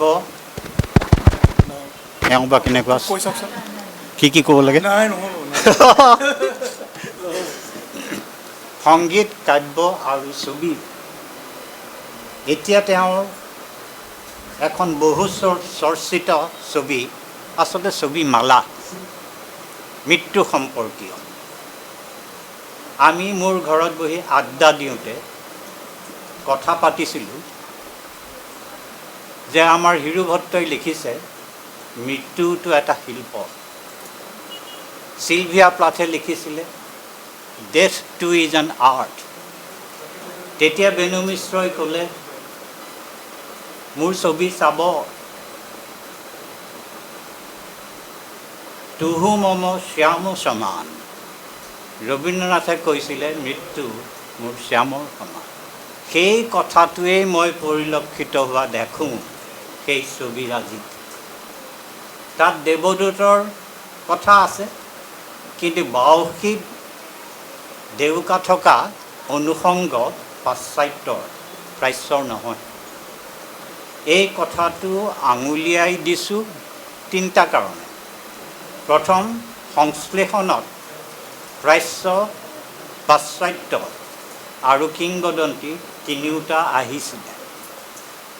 দ্বিতীয়তে, তেওঁৰ যিটো সান্নিধ্য আৰু তেওঁৰ যিটো অভিজ্ঞতা, সেই অভিজ্ঞতাক তেওঁ এটা সাংগীতিক লয়েৰে চাব জানিছিল।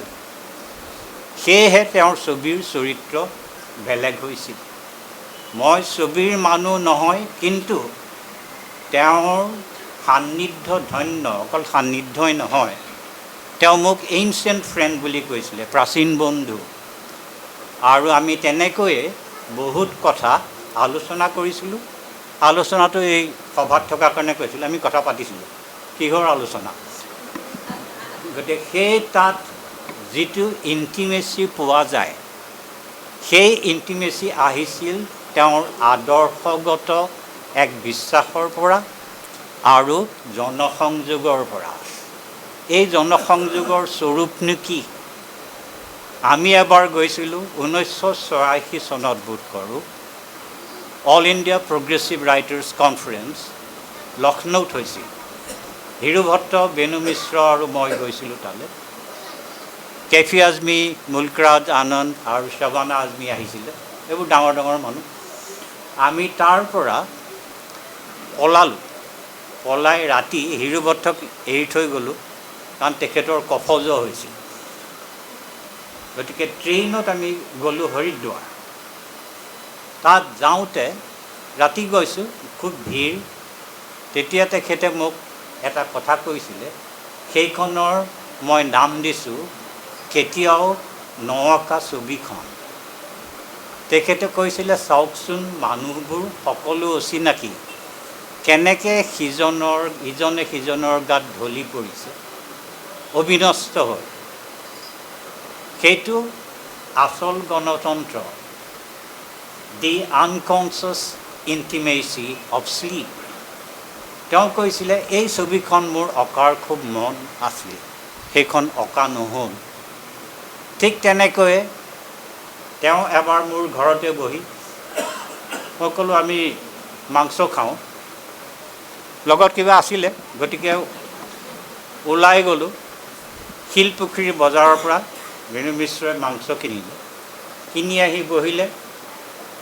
যথাৰীতি চৰ্চা কৰি থাকোঁতে মোৰ কলমটো লৈ মোৰ মেজতে তেওঁ এখন ছবি আঁকিলে, চেল্ফ এজ বুটচাৰ। নিজকে বুটচাৰ হিচাপে নিজৰ মুখখন আঁকিছে আৰু গোটেই শিলপুখুৰী বজাৰৰ ছবি। গতিকে এইটো জনসংযোগ বুলি কিয় কৈছোঁ? কাৰণ তেওঁৰ ছবিসমূহৰ জৰিয়তে নিজৰ মুখামুখি হ'ব খুজিছিল। হৰকৃষ্ণ ডেকাৰ কবিতাৰ নিচিনাকৈ দাপোনত নহয় আন এজন, কিন্তু আন মানুহৰ চকুত, আন মানুহৰ জীৱনত। সেইটোৱেই তেওঁৰ জনসংযোগ। আৰু সেই কথাখিনি আহিছিলে তেওঁৰ সামাজিক ৰাজনৈতিক আদৰ্শৰ কাৰণে। কাৰণ আমি আড্ডা দিছিলোঁ, এই ৰাজগড়তে আছিলে CPR অফিচ, তাত দধি মহন্ত আছিল, আমি দধিচি বুলি কৈছিলোঁ। তাতে তেওঁ এই বাওঁপন্থী আদৰ্শ, তাৰ পৰা কোনোবাই বিচ্যুতি ঘটালে তেওঁ সেইটো সহ্য কৰিব নোৱাৰিছিল। সেইবিলাক কাৰণতে তেওঁ বাৰ্লিনলৈ গৈছিল। তাৰপিছতে তেওঁ আঁকিছিল দ্য লটাৰী টিকেট চেলাৰ। তেওঁৰ ঘৰত সেইখন দেখুৱাই লৈ মোক বুজাই দিছিল, এই চাওকচোন এই মানুহজনৰ মোনাটোত কি আছে। মোনাটোৰ পৰা এটা মূলা দাঁত নিকটাই আছিল। কৈছিলে যে নিম্ন মধ্যবিত্ত মানুহ মূলাতকৈনো বেছি কি কিনিব। গতিকে এই বিষয়সমূহৰ যিটো মৰ্যাদা, যিটো তাৎপৰ্য, সেই বস্তুখিনি মই তেওঁৰ গোটেই হেৰিখিনিত দেখিছিলোঁ। আৰু এই বিষয়সমূহ তেওঁ আন এজনৰ মুখামুখি কেনেকৈ হৈছিল তাৰ মই নিজাববীয়াকৈ এটা কথা ক'ব খুজিছোঁ, যে আজিকালিৰ সাম্প্ৰতিক চাইক'থেৰাপিত ৰাতিৰ সমুদ্ৰ যাত্ৰা বুলি এটা ৰূপক ব্যৱহৃত হয়। সেই সমুদ্ৰ যাত্ৰাত মানুহে আন মানুহৰ মাজত নিজৰ কথাখিনি মজ্জাগত হোৱা দেখি তেওঁ নিজৰ যিখিনি সমস্যা আছিল, সেই সমস্যাখিনি সমাধানৰ উপায় বিচাৰি পায়। এই ৰাতিৰ ৰে'লৰ মানুহখিনিৰ গণতন্ত্ৰ আৰু অনিচ্ছাকৃত যিটো ইণ্টিমেচি, সেইখিনিতো তেওঁ আন এজনক অথবা নিজৰ আন এটা স্বৰূপক বিচাৰি পাইছিল। এইখিনি কথা বোধ কৰোঁ কাৰিকৰী জ্ঞান নাথাকিলেও, যিটো মোৰ নাই, ক'ব পাৰি এইখিনি মানুহজনৰ বন্ধুত্ব আৰু সান্নিধ্যৰ পৰা মই পাইছোঁ। কিন্তু তেওঁ তাতেই সন্তুষ্ট নাছিল। এই গিল্ড যেতিয়া প্ৰতিষ্ঠা কৰিছিলে, কিয় গিল্ড নাম দিলে, কিয়নো মই প্ৰাচ্য আৰু পাশ্চাত্য দুয়োটাৰ কথা উল্লেখ কৰিছোঁ। খ্ৰীষ্টীয় 14 শতিকাৰ পৰাই ইউৰোপত, বিশেষকৈ নেদাৰলেণ্ডছত ক্ৰাফ্টছ গিল্ড আছিলে। যিকোনো ধৰণৰ কাৰিকৰে তাৰ সদস্য হ'ব লাগিছিল আৰু তাৰ পৰা তেওঁলোকৰ বাণিজ্যিক চিন্তাবিলাক কমি গৈছিল। গতিকে তেওঁ নাম দিছে তেওঁৰ শৈল্পিক বাণিজ্যিক অনুষ্ঠানৰ আৰ্টিষ্ট গিল্ড। কাৰণ আমাৰ ইয়াত শিল্পীয়ে মুখামুখি হোৱা সমস্যাটো হ'ল বাণিজ্যিক, আৰু সেই কথাটো তেওঁ সৃষ্টিৰ যোগেৰে সহজলভ্য আৰু সহজ কৰিব পাৰিছিল। এই কথাখিনি আপোনালোকে গম পাব যেতিয়া তেওঁৰ সংশ্লেষণৰ আন এটা দিশলৈ চায়, সেইটো হ'ল ছবি হওক, কাব্য হওক, বনচাই হওক, লাবু সেনাপতিৰ কাঠৰ ভাস্কৰ্য হওক বা চম্পক বৰবৰাৰ ট্ৰিবিউনৰ কাৰ্টুনছ হওক, এই গোটেইবিলাকতে তেওঁ সমভাৱে জড়িত আৰু ইটোৱে সিটোৱে যিখিনি দিব পাৰে সেইখিনিৰ প্ৰতি তেওঁ সংবেদনশীল। এই কথাখিনিৰ কাৰণে তেওঁৰ ছবিৰ যিটো গুৰুত্ব, সেই গুৰুত্বক মই হয়তো ৰস্কোৰ ছবিৰ আৱেগিক গুৰুত্বৰ লগত তুলনা কৰিব পাৰোঁ। এই কথাখিনি মই এজন সাধাৰণ মানুহ হিচাপে চাই মেলি গম পাইছোঁ আৰু বেছি দীঘলীয়া নকৰি কম বৰ কৰি মই ইয়াতেই শেষ কৰিম। Thank you. মই এইবাৰ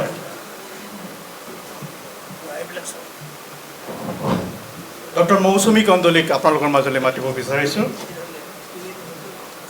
ডক্টৰ মৌচুমী কন্দলী তেজপুৰ বিশ্ববিদ্যালয়ৰ কালচাৰেল ষ্টাডিজৰ তেখেত অধ্যাপিকা। মই মৌচুমী কন্দলীক আমাৰ হৈ আদৰণি জনাবৰ কাৰণে বন্দনা নাথক মই মাতিছোঁ। এখনি গামোচা আমি মৌচুমীলৈ আমাৰ সন্মান সহকাৰে আমি প্ৰদান কৰিম। এয়া আমাৰ অতি মৰমৰ মৌচুমী কন্দলী। এইমাত্ৰ যিগৰাকীয়ে কৈ গ'লে তেওঁ আমাৰ শিক্ষক আছিল কটন কলেজত, প্ৰদীপ আচাৰ্য। আৰু ছাৰে যিখিনি কথা ক'লে মানে তেওঁ কৈছে সাধাৰণ লোকৰ দৃষ্টিৰে, সাধাৰণ লোকৰ নহয় অসাধাৰণ দৃষ্টিৰে চালে। আৰু আমাৰ আগত দুগৰাকী কবিয়ে কৈ গ'ল ধুনীয়া কথা, কিন্তু দুয়োগৰাকী কবি আৰু কবিতাৰ সমালোচক যি সুন্দৰ ব্যাখ্যা আগবঢ়ালে, তাৰপিছত ক'বলৈ আচলতে একোৱেই নাই। যদিও আমি আৰ্ট হিষ্ট্ৰী ট্ৰেইনড, কাৰণ কেতিয়াবা অনুভৱ হয় সাহিত্যই হওক, শিল্পকলাই হওক, তাৰ ৰহস্যাদন, তাৰ বাবে কোনো ধৰণৰ ট্ৰেইনিং নালাগে, কেৱল ভালপোৱা আৰু এটা পাৰচেপশ্যন, অন্তৰ্দৃষ্টি থাকিলেই যথেষ্ট।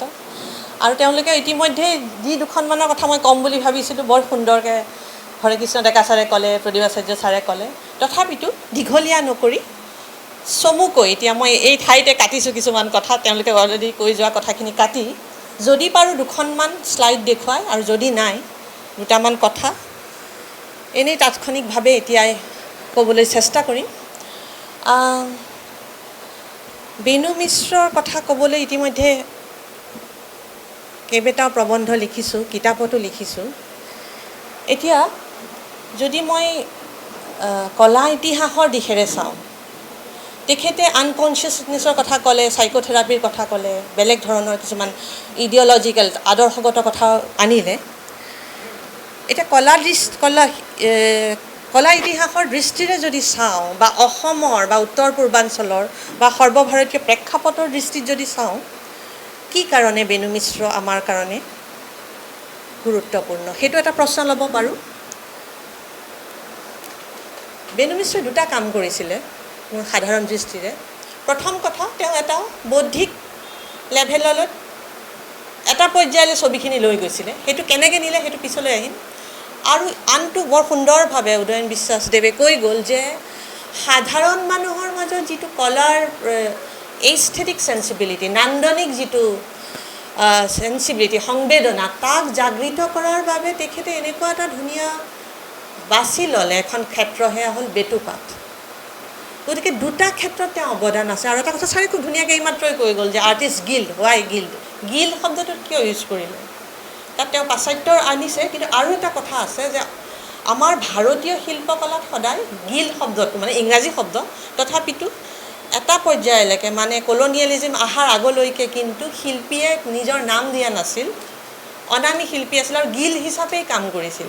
আৰু মোৰ আটাইতকৈ শিহৰিত হৈছিলোঁ যেতিয়া মই প্ৰথম তেজপুৰ ইউনিভাৰ্চিটি জইন কৰিলোঁ আজি 1.5 বছৰ আগতে, গৈ যেতিয়া তাত এই পাহাৰখন বামুণী পাহাৰলৈ গ'লোঁ, বামুণী তাত কিছুমান জেগা আমি অকণমান মিউজিয়লজিত মোৰ এজনী বন্ধু তাই মোৰ লগত আছিলে, ডলি হাজৰিকা, তাই এটা কথা দেখুৱালে, সেইটো এটা গিল্ড আছিল। তাৰমানে কিছুমান এমেচাৰ ষ্টুডেণ্টৰ চিজেলৰ হাত তাত লাগি আছে পৰশ, আৰু এজন মাষ্টাৰ আৰ্টিষ্ট, আমি নাজানো।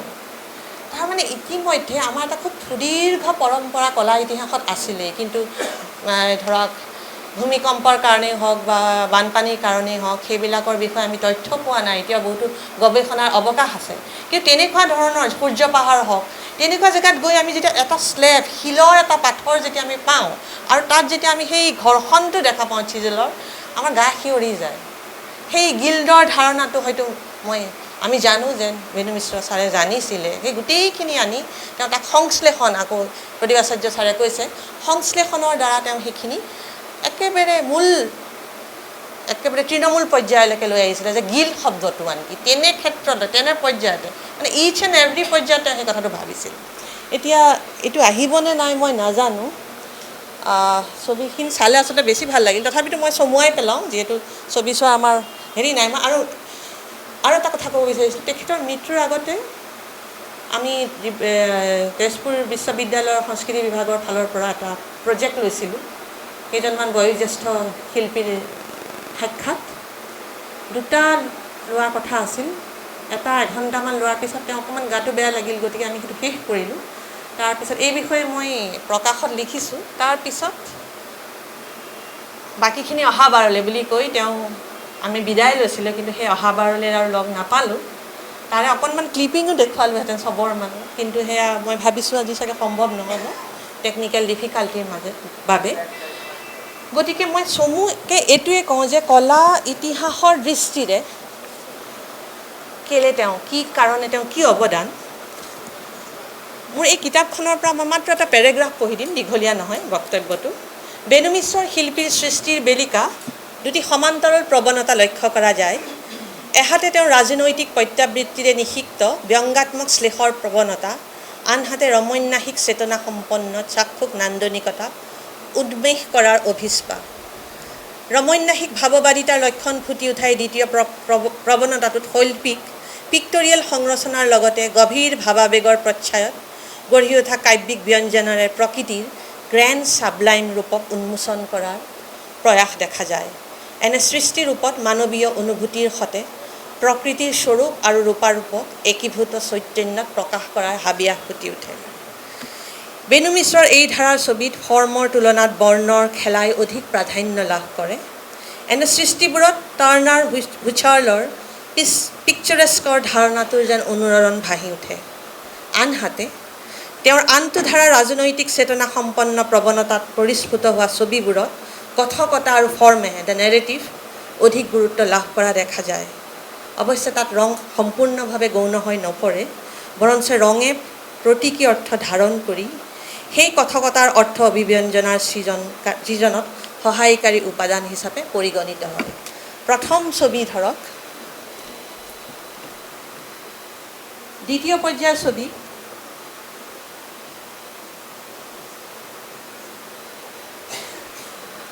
আমি এইখনৰ বিষয়ে ছাৰে কৈ গৈছে।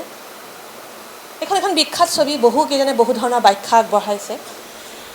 এতিয়া আমি আহোঁ সেই মূল কথাটোলৈ। দুটা কথা ক'লোঁ যে এটা তেওঁ দুটা সমান্তৰাল পৰিস্ফুট হয়।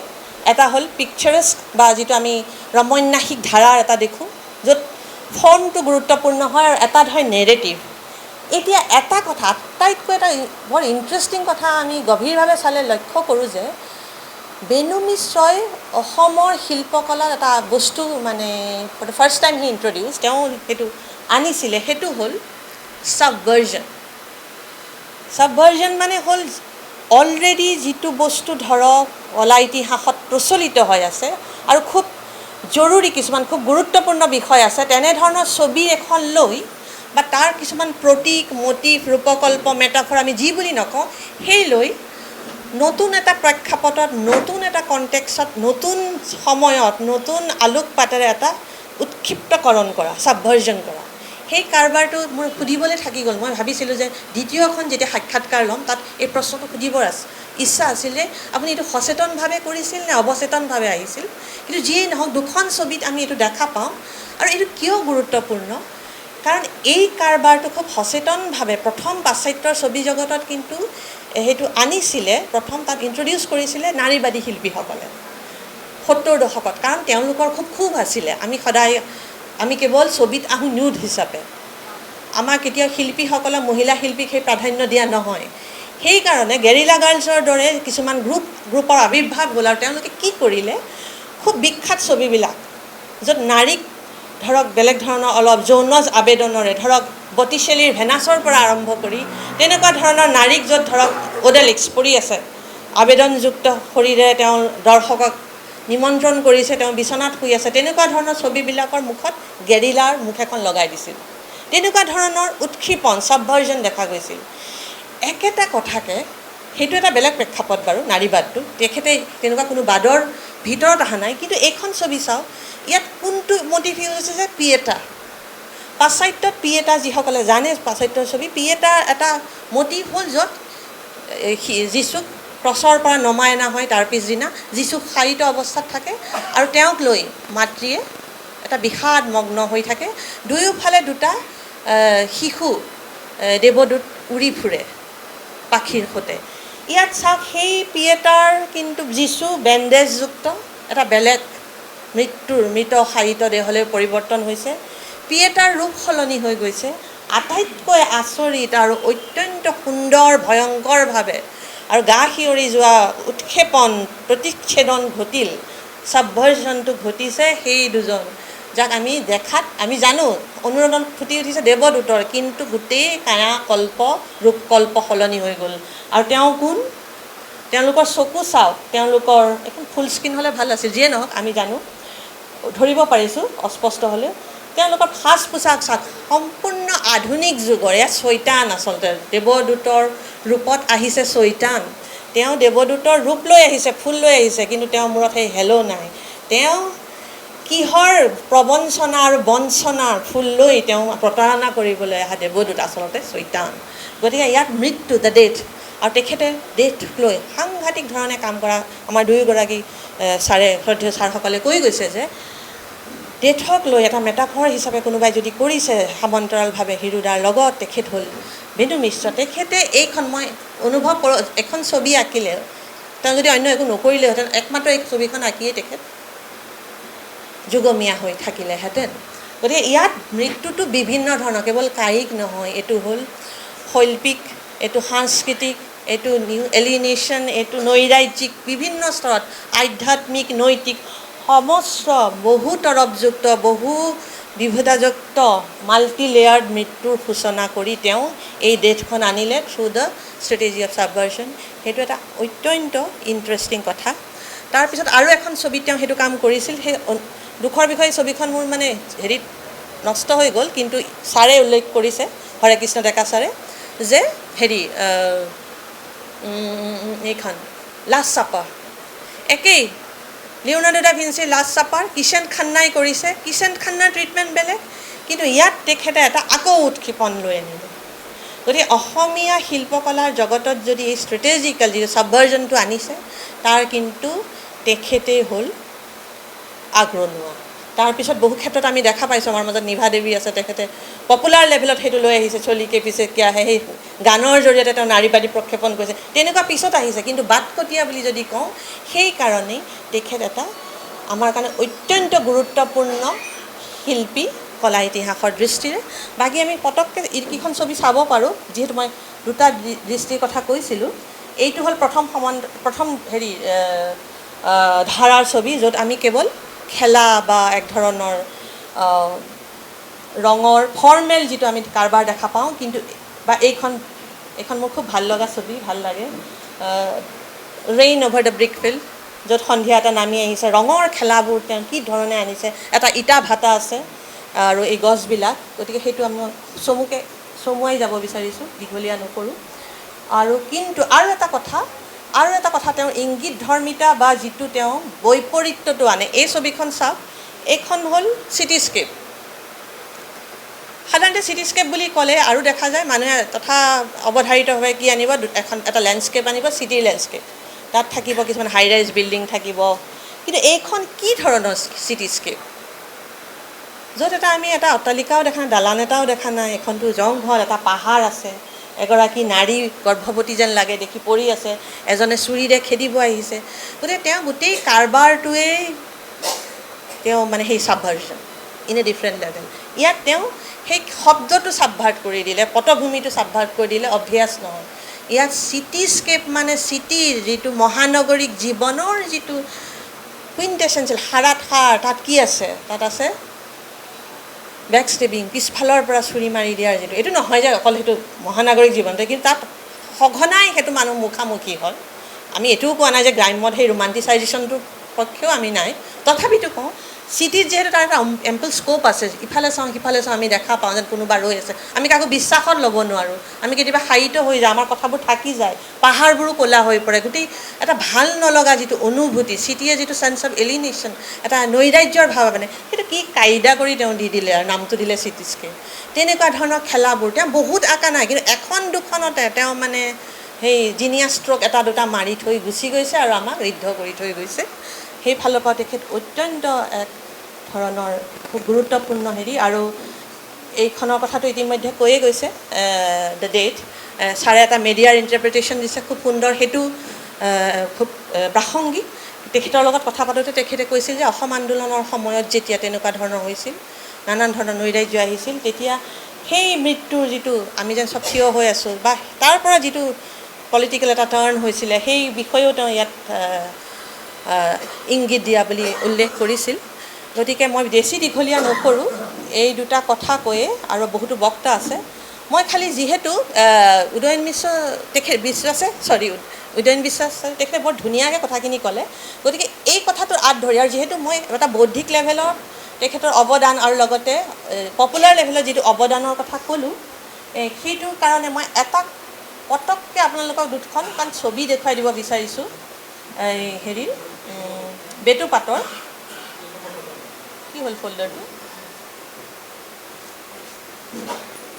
অকল 5 মিনিট ল'ম আৰু এই বুক হিষ্ট্ৰীটো দিয়াটো। মই এখন ছেমিনাৰ দিছিলোঁ, সেই ছেমিনাৰ গোটেই PPT-টো মই নিদিওঁ, কিন্তু মই তাত কুইকলি তাত মানে মই বেণু মিশ্ৰৰ প্ৰসংগ আনিছিলোঁ, এইটো তললৈ নি থাকাচোন, যে তেখেতে বৰ সুন্দৰকৈ বিশ্লেষণ কৰিলে গোটেই কথাখিনি। মই খালি এটাই কাম কৰিব বিচাৰিছোঁ, আপোনালোকে সেইটোক আৰু গভীৰভাৱে অনুধাৱন কৰিব যেতিয়া আমি তাক কণ্টেক্সচুৱেলাইজ কৰিম, যেতিয়া আমি ঐতিহাসিক প্ৰেক্ষাপটত চাম, যেতিয়া অসমৰ যেতিয়া আমি ধৰক গোটেই বুক হিষ্ট্ৰী, কিতাপৰ যিটো ইতিহাস, সেইটো এটা খুব ইম্পৰ্টেণ্ট, এটা খুব জৰুৰী, এটা গুৰুত্বপূৰ্ণ বিষয়, অধ্যয়ন ক্ষেত্ৰ হিচাপে পৰিগণিত হৈছে এতিয়া এইখন চাওক।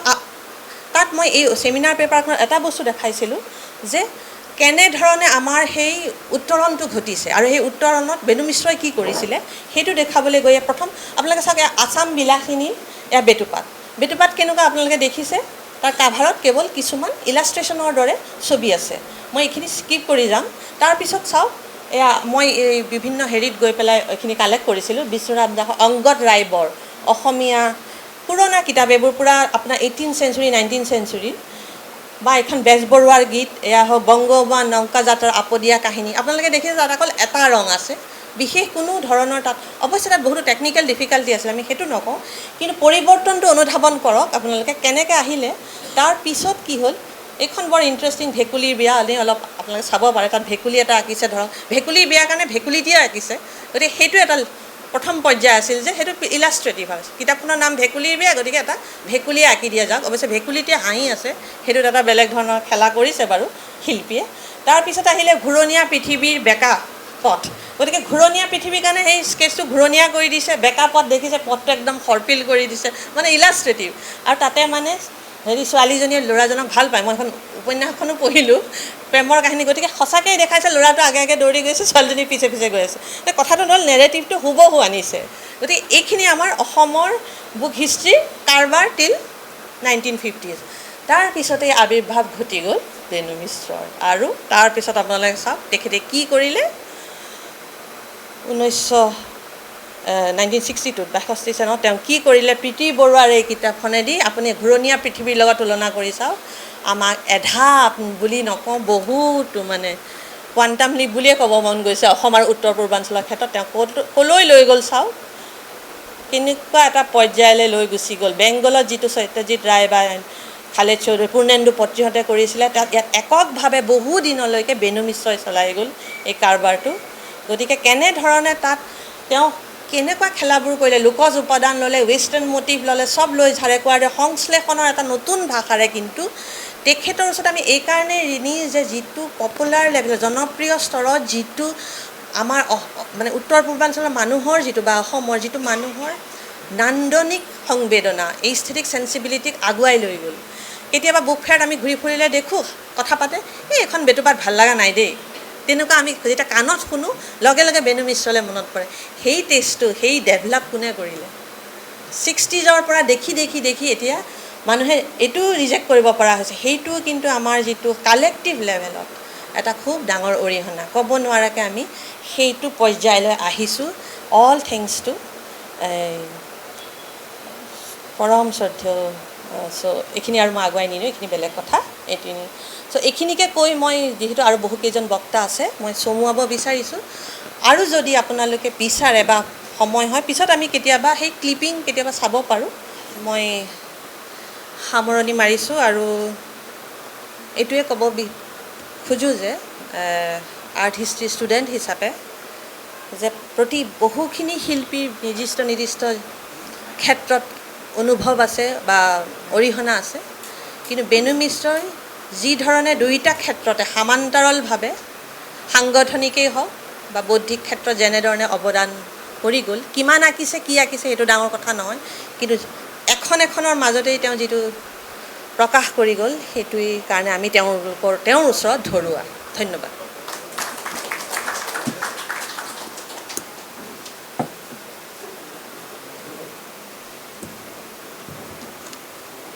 আমি অতি দুখেৰে মৌচুমীক আৰু আপোনালোকক ক'বলৈ বাধ্য হ'লোঁ যে ইমান সুন্দৰ এটা সুবিধা আমি আজি মৌচুমীৰ পৰা লাভ কৰিবলৈ গৈছিলোঁ, কিন্তু আমাৰ যন্ত্ৰই আমাক সেই সুবিধাটো নিদিলে। আফচোচ থাকি গ'ল মৌচুমী, বেণুদাৰ কিছু বক্তব্য শুনাৰ আগ্ৰহটো থাকি গ'ল, কথা শুনাৰ আগ্ৰহটো থাকি গ'ল। অনুৰোধ থাকিল মৌচুমী কন্দলী আগলৈ যেন পুনৰবাৰ আমাৰ অনুৰোধত আমি যদি কেতিয়াবা এনেধৰণৰ অনুষ্ঠান কৰোঁ, তেন্তে এই ক্লিপিংটো যাতে লগত লৈ অহা হয়। আৰু আমি ভাবোঁ মৌচুমী কন্দলীৰ এই উপস্থাপনে আমাক যথেষ্ট উৎসাহ দিলে, আমি বহুত কথা জানিলোঁ। এতিয়া আমি আমাৰ শেষৰগৰাকী আজিৰ নিৰ্দিষ্ট বক্তা মুনীন্দ্ৰ নাৰায়ণ ভট্টাচাৰ্যক মই তেওঁৰ ভাষণ ৰাখিবলৈ অনুৰোধ কৰিছোঁ। আৰু মনীন্দ্ৰক আমাৰ সকলোৰে হৈ এখনি গামোচা আগবঢ়াবলৈ মই ৰেখা দত্ত চলিহাক অনুৰোধ কৰিছোঁ। আপোনালোকক নিশ্চয় মুনীন্দ্ৰ নাৰায়ণ ভট্টাচাৰ্য সম্পৰ্কে বিশেষ পৰিচয় দিয়াৰ প্ৰয়োজন নাই। গুৱাহাটী আৰ্টিষ্ট গিল্ডৰ সদস্য, এক সময়ৰ বেণুদাৰ লগত তেওঁ বেণুদাক খুব কাষতে পাইছে আৰু কবিতাও লিখে। এয়া মুনীন। নমস্কাৰ। মোৰ সন্মুখত বহি থকা প্ৰত্যেকজন সংবেদনশীল ব্যক্তি, মোৰ আগৰ বক্তাকেইগৰাকীয়ে ইমান ধুনীয়াকৈ বৰ্ণনা কৰি গ'ল বেণুদা সম্পৰ্কে, মই ভবা নাই যে মোৰ আকৌ ইয়াত প্ৰয়োজন আছে। তথাপি নৱপ্ৰজন্মৰ এজন ছাত্ৰ হিচাপে সামাজিক দৃষ্টিভংগীৰে বা সামাজিক পৰিপ্ৰেক্ষণত বেণু মিশ্ৰ সেই সম্বন্ধে অকণমান কথা লিখি আনিছোঁ, আহকচোন।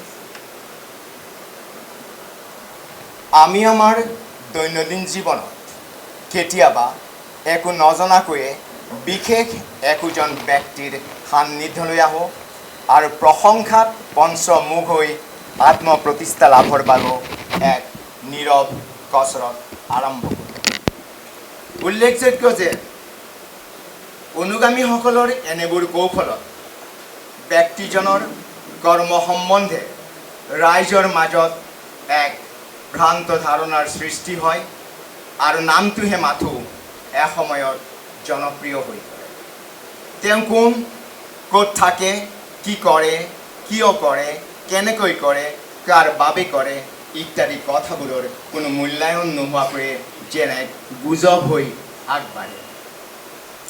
বেণু মিশ্ৰ সম্পৰ্কীয় আজিৰ আলোচ্য নামটোৰ ক্ষেত্ৰতো উল্লেখিত কথাবোৰৰ ব্যতিক্ৰম বুলি মই নাভাবোঁ, কিয়নো এতিয়ালৈকে প্ৰকাশিত বিভিন্ন সংবাদপত্ৰ, কিতাপ, আলোচনী আদিৰ জৰিয়তে যিবোৰ বাৰ্তা ৰাইজৰ মাজলৈ আহিছে সেইবোৰৰ অধিকাংশই তেখেতৰ সৈতে থকা বহুজনৰ আত্মিক সম্বন্ধ, জন্ম স্থান, পৰিয়াল পৰিচয়, প্ৰাথমিক শিক্ষা আৰু শিল্পবিদ্যা অধ্যয়নৰ উদ্দেশ্যে শান্তিনিকেতন অভিমুখী কণ্টকময়ী যি যাত্ৰা সেইবোৰৰে যেন এক নান্দনিক বৰ্ণনা।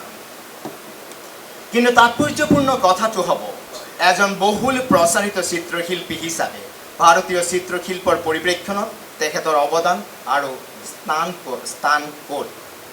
কাৰণ আজিৰ বস্তুবাদী সমাজ ব্যৱস্থাত মানুহৰ মননশীল দিশটো এক যুক্তিবাদী প্ৰক্ৰিয়াৰে আগবাঢ়িছে, য'ত আৱেগ অনুভূতিয়ে সহজতে আকৰ্ষণ কৰিব নোৱাৰাকৈয়ে মানুহে মানুহক চাব বিচাৰিছে, অনুভৱ কৰিছে। নিৰ্মিতীকৰণৰ বিশেষ এই পৰিস্থিতি, সেয়ে হয়তো প্ৰয়োজন হ'ব এক শৃংখলাবদ্ধ ৰূপত অধ্যয়ন পৰিপুষ্ট দুই এজন কলা সমালোচক, যাৰ কাপত হোৱা আলোচনাই হয়তো নৱপ্ৰজন্মক বেণু মিশ্ৰ সম্পৰ্কীয় সৃজনশীল দিশবোৰৰ আৰু অধিক সুস্থ আৰু সবল ৰূপত মূল্যায়ন কৰিব। মই মাথো এজন চিত্ৰশিল্পী হিচাপে তথা একেখন শিক্ষা অনুষ্ঠানৰে জ্যেষ্ঠজনৰ প্ৰতি থকা শ্ৰদ্ধাৰ হেতু দুই এটা কথা ক'বলৈ কিংবা আলোচনা কৰিবলৈহে আপোনালোকৰ ওচৰলৈকে আহিছোঁ। উল্লেখযোগ্য যে শান্তিনিকেতনত থকা সময়ছোৱাত তেখেতে নন্দলাল বসুৰ প্ৰৱৰ্তিত প্ৰকৃতিৰ ওচৰত শিক্ষা সম্বন্ধীয় শিল্প বিপ্লৱৰ মাজেৰে নিজকে প্ৰতিষ্ঠা কৰা বহু অগ্ৰণী চিত্ৰশিল্পীৰ সান্নিধ্য পাইছে। সঁচা অৰ্থত এয়া আছিল এক সৌভাগ্য যে উক্ত ঐতিহাসিক ক্ষণতে তেখেতে চিত্ৰশিক্ষা আহৰণ কৰিছিল, য'ত প্ৰকৃতিৰ মুক্ত আকাশৰ তলত শিল্পীসকলৰ বিভিন্ন ঋতুৰ ৰং, ৰূপ, ৰস, স্পৰ্শ, গোন্ধ আদি অনুভৱেৰে আত্মপ্ৰকাশ কৰি নিজস্ব এক শৈলীৰ বিকাশ ঘটাবৰ বাবে সুযোগ দিয়া হৈছিল। তেওঁ স্বচক্ষে দেখিছিল ৰামকিংকৰ বেইজ, বিনোদ বিহাৰী মুখাৰ্জী আদি শিল্পীসকলে কিদৰে দৃশ্যৰূপৰ বাহ্যিকতা পৰিহাৰ কৰি বিষয়বস্তুৰ সাৰ অংশৰ আহৰণ আৰু সহজ সৰল নিজস্ব উপাদান, আৱেগ, অনুভূতি সাপেক্ষে পৰিৱৰ্তিত ৰূপত শিল্প সৃষ্টি কৰিব পাৰি। সেইদৰে চীন, জাপান আদি দেশৰ পৰা শান্তিনিকেতনলৈ অহা পণ্ডিত শিল্পীসকলৰ সান্নিধ্য তথা বিভিন্ন দিশত থকা তেওঁলোকৰ অভিজ্ঞতাসমূহ হাতে কামে শিকাৰ সুযোগো পাইছিল। স্মৰ্তব্য যে কলা ভৱনত ছাত্ৰ ছাত্ৰীসকলে কেৱল চিত্ৰ ভাস্কৰ্য সম্বন্ধীয় অধ্যয়নত যে ব্যস্ত থাকে তেনে নহয়, পৰম্পৰাগত অনুষ্ঠানসমূহত আয়োজিত নৃত্য, গীত মাত, মঞ্চসজ্জা, অভিনয় আদিৰ অংশগ্ৰহণৰ জৰিয়তেও পাৰদৰ্শিতা লাভ কৰে, কিয়নো এনেবোৰ ক্ৰিয়াকলাপত সাধাৰণতঃ ফাইন আৰ্টছৰ ল'ৰা ছোৱালীসমূহকে নিয়োগ কৰা হয়। যি কি নহওক, আলোচিত এই কথাবোৰ যদি আমি আকৌ এবাৰ ভালকৈ বিশ্লেষণ কৰোঁ, দেখা যাব শান্তিনিকেতনে বেণু মিশ্ৰক এফালে যিদৰে প্ৰকৃতিৰ উন্মুক্ত পৰিৱেশত নিজকে উপলব্ধ কৰাৰ সুযোগ দিলে, সেইদৰে ৰবীন্দ্ৰনাথৰ আধুনিক চিন্তাধাৰা তথা পৰম্পৰাগত আৰ্ট ফৰ্মসমূহ আন এক তেখেতক মাত্ৰা প্ৰদান কৰিলে, যিবোৰ হয়তো পৰৱৰ্তী পৰ্যায়ত অসমৰ আধুনিক চিত্ৰকলাৰ পৰিমণ্ডলত ভাৱগত আৰু শৈলীগত পৰিৱৰ্তনৰ এক নতুন সূচনা কৰিছে। এইখিনিতে উল্লেখ কৰি যোৱা উচিত হ'ব যে বেণু মিশ্ৰৰ ভূমিকা কেৱল যে নিজস্ব শিল্প সৃষ্টিৰ মাজতে আবদ্ধ আছিল এনে নহয়, তেখেত আছিল এজন ভাল কলা সংগঠকো। কলা সম্পৰ্কীয় তেখেতৰ চিন্তাধাৰাবোৰ গঢ় লৈ উঠিছিল ভাৰতীয় গণনাট্য সংঘৰ দৰে প্ৰগতিশীল সাংস্কৃতিক আন্দোলনৰ পৰিপ্ৰেক্ষিতত। সামাজিক জীৱনত কলাৰ প্ৰাসংগিকতা, কলাৰ বাবে কলা নে জীৱনৰ বাবে কলা, এনেধৰণৰ বিতৰ্কবোৰক লৈও তেখেত আছিল সদায় সচেতন।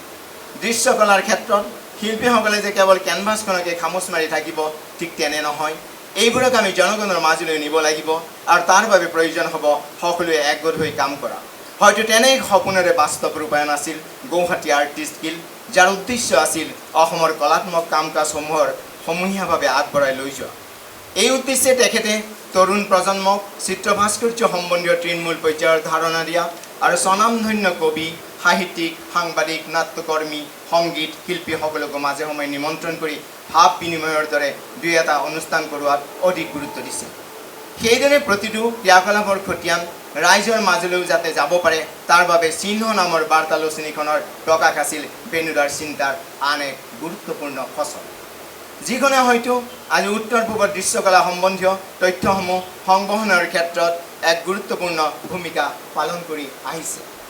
এজন কলা সংগঠক হিচাপে আৰ্টিষ্ট গিল্ড কিংবা চৰকাৰী কাম কাজতে ব্যস্ত থাকিলেও বেনুদাই কিন্তু ছবিক লৈ সদায় পৰীক্ষামূলক বিভিন্ন ধৰণৰ চৰ্চা অব্যাহত ৰাখিছিল। তেল ৰঙৰ উপৰি পানী ৰং, কলাজ, এক্ৰেলিক আদি ব্যৱহাৰৰ ক্ষেত্ৰতো তেখেতে নিজ দক্ষতাৰ পৰিচয় দি গৈছে। ছবিবোৰৰ অধিকাংশই অৱয়বধৰ্মী, য'ত সামাজিক আৰু ৰাজনৈতিক প্ৰত্যাবৃত্তিৰ ব্যংগাত্মক প্ৰতিফলন ঘটিছে। The death, the last supper, a hot news আৰু দ্য চেয়াৰ আদি তেওঁৰ একোখন উল্লেখযোগ্য মননশীল তৈলচিত্ৰ, যিবোৰে সমসাময়িক শিল্পকলাক এক অনন্য মাত্ৰা প্ৰদান কৰিল। ড্ৰয়িং আৰু স্কেচবোৰৰ ক্ষেত্ৰতো আমি দেখিছোঁ ৰেখাৰ ব্যৱহাৰ আছিল অত্যন্ত বলিষ্ঠ, যিবোৰে চীন আৰু জাপানৰ শিল্পীসকলৰ ছবিৰ কেলিগ্ৰাফিকৰ কথা বৰকৈ মনলৈ আনে। বেনুদাৰ আন এক জনপ্ৰিয় প্ৰচেষ্টা আছিল অসমত বিশেষকৈ ডিজাইন। এইবিলাক কথা খুব সুন্দৰকৈ উদয়ন দাহঁতে বিশ্লেষণ কৰি গৈছে, তথাপি মই লিখি আনিছোঁ যিহেতুকে অকণমান কথা কৈ গৈছোঁ।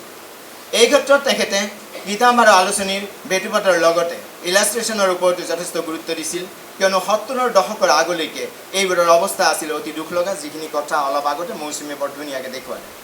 য'ত গ্ৰাহকক সন্তুষ্ট কৰিব পৰা শিল্প গুণাগুণ সম্পন্ন কোনো ধাৰণাই তাত নাছিল।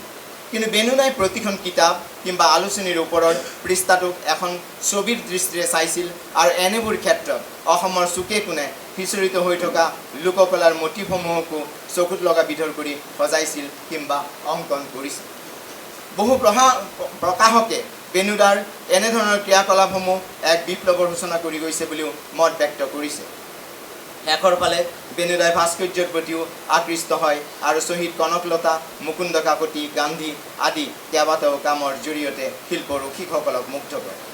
চিত্ৰ ভাস্কৰ্যৰ উপৰিও কলাৰ ইতিহাস অধ্যয়নতো বেনুদা আছিল এজন অত্যন্ত পাণ্ডিত্যিক আৰু অভিজ্ঞতাৰে পৰিপুষ্ট ব্যক্তি।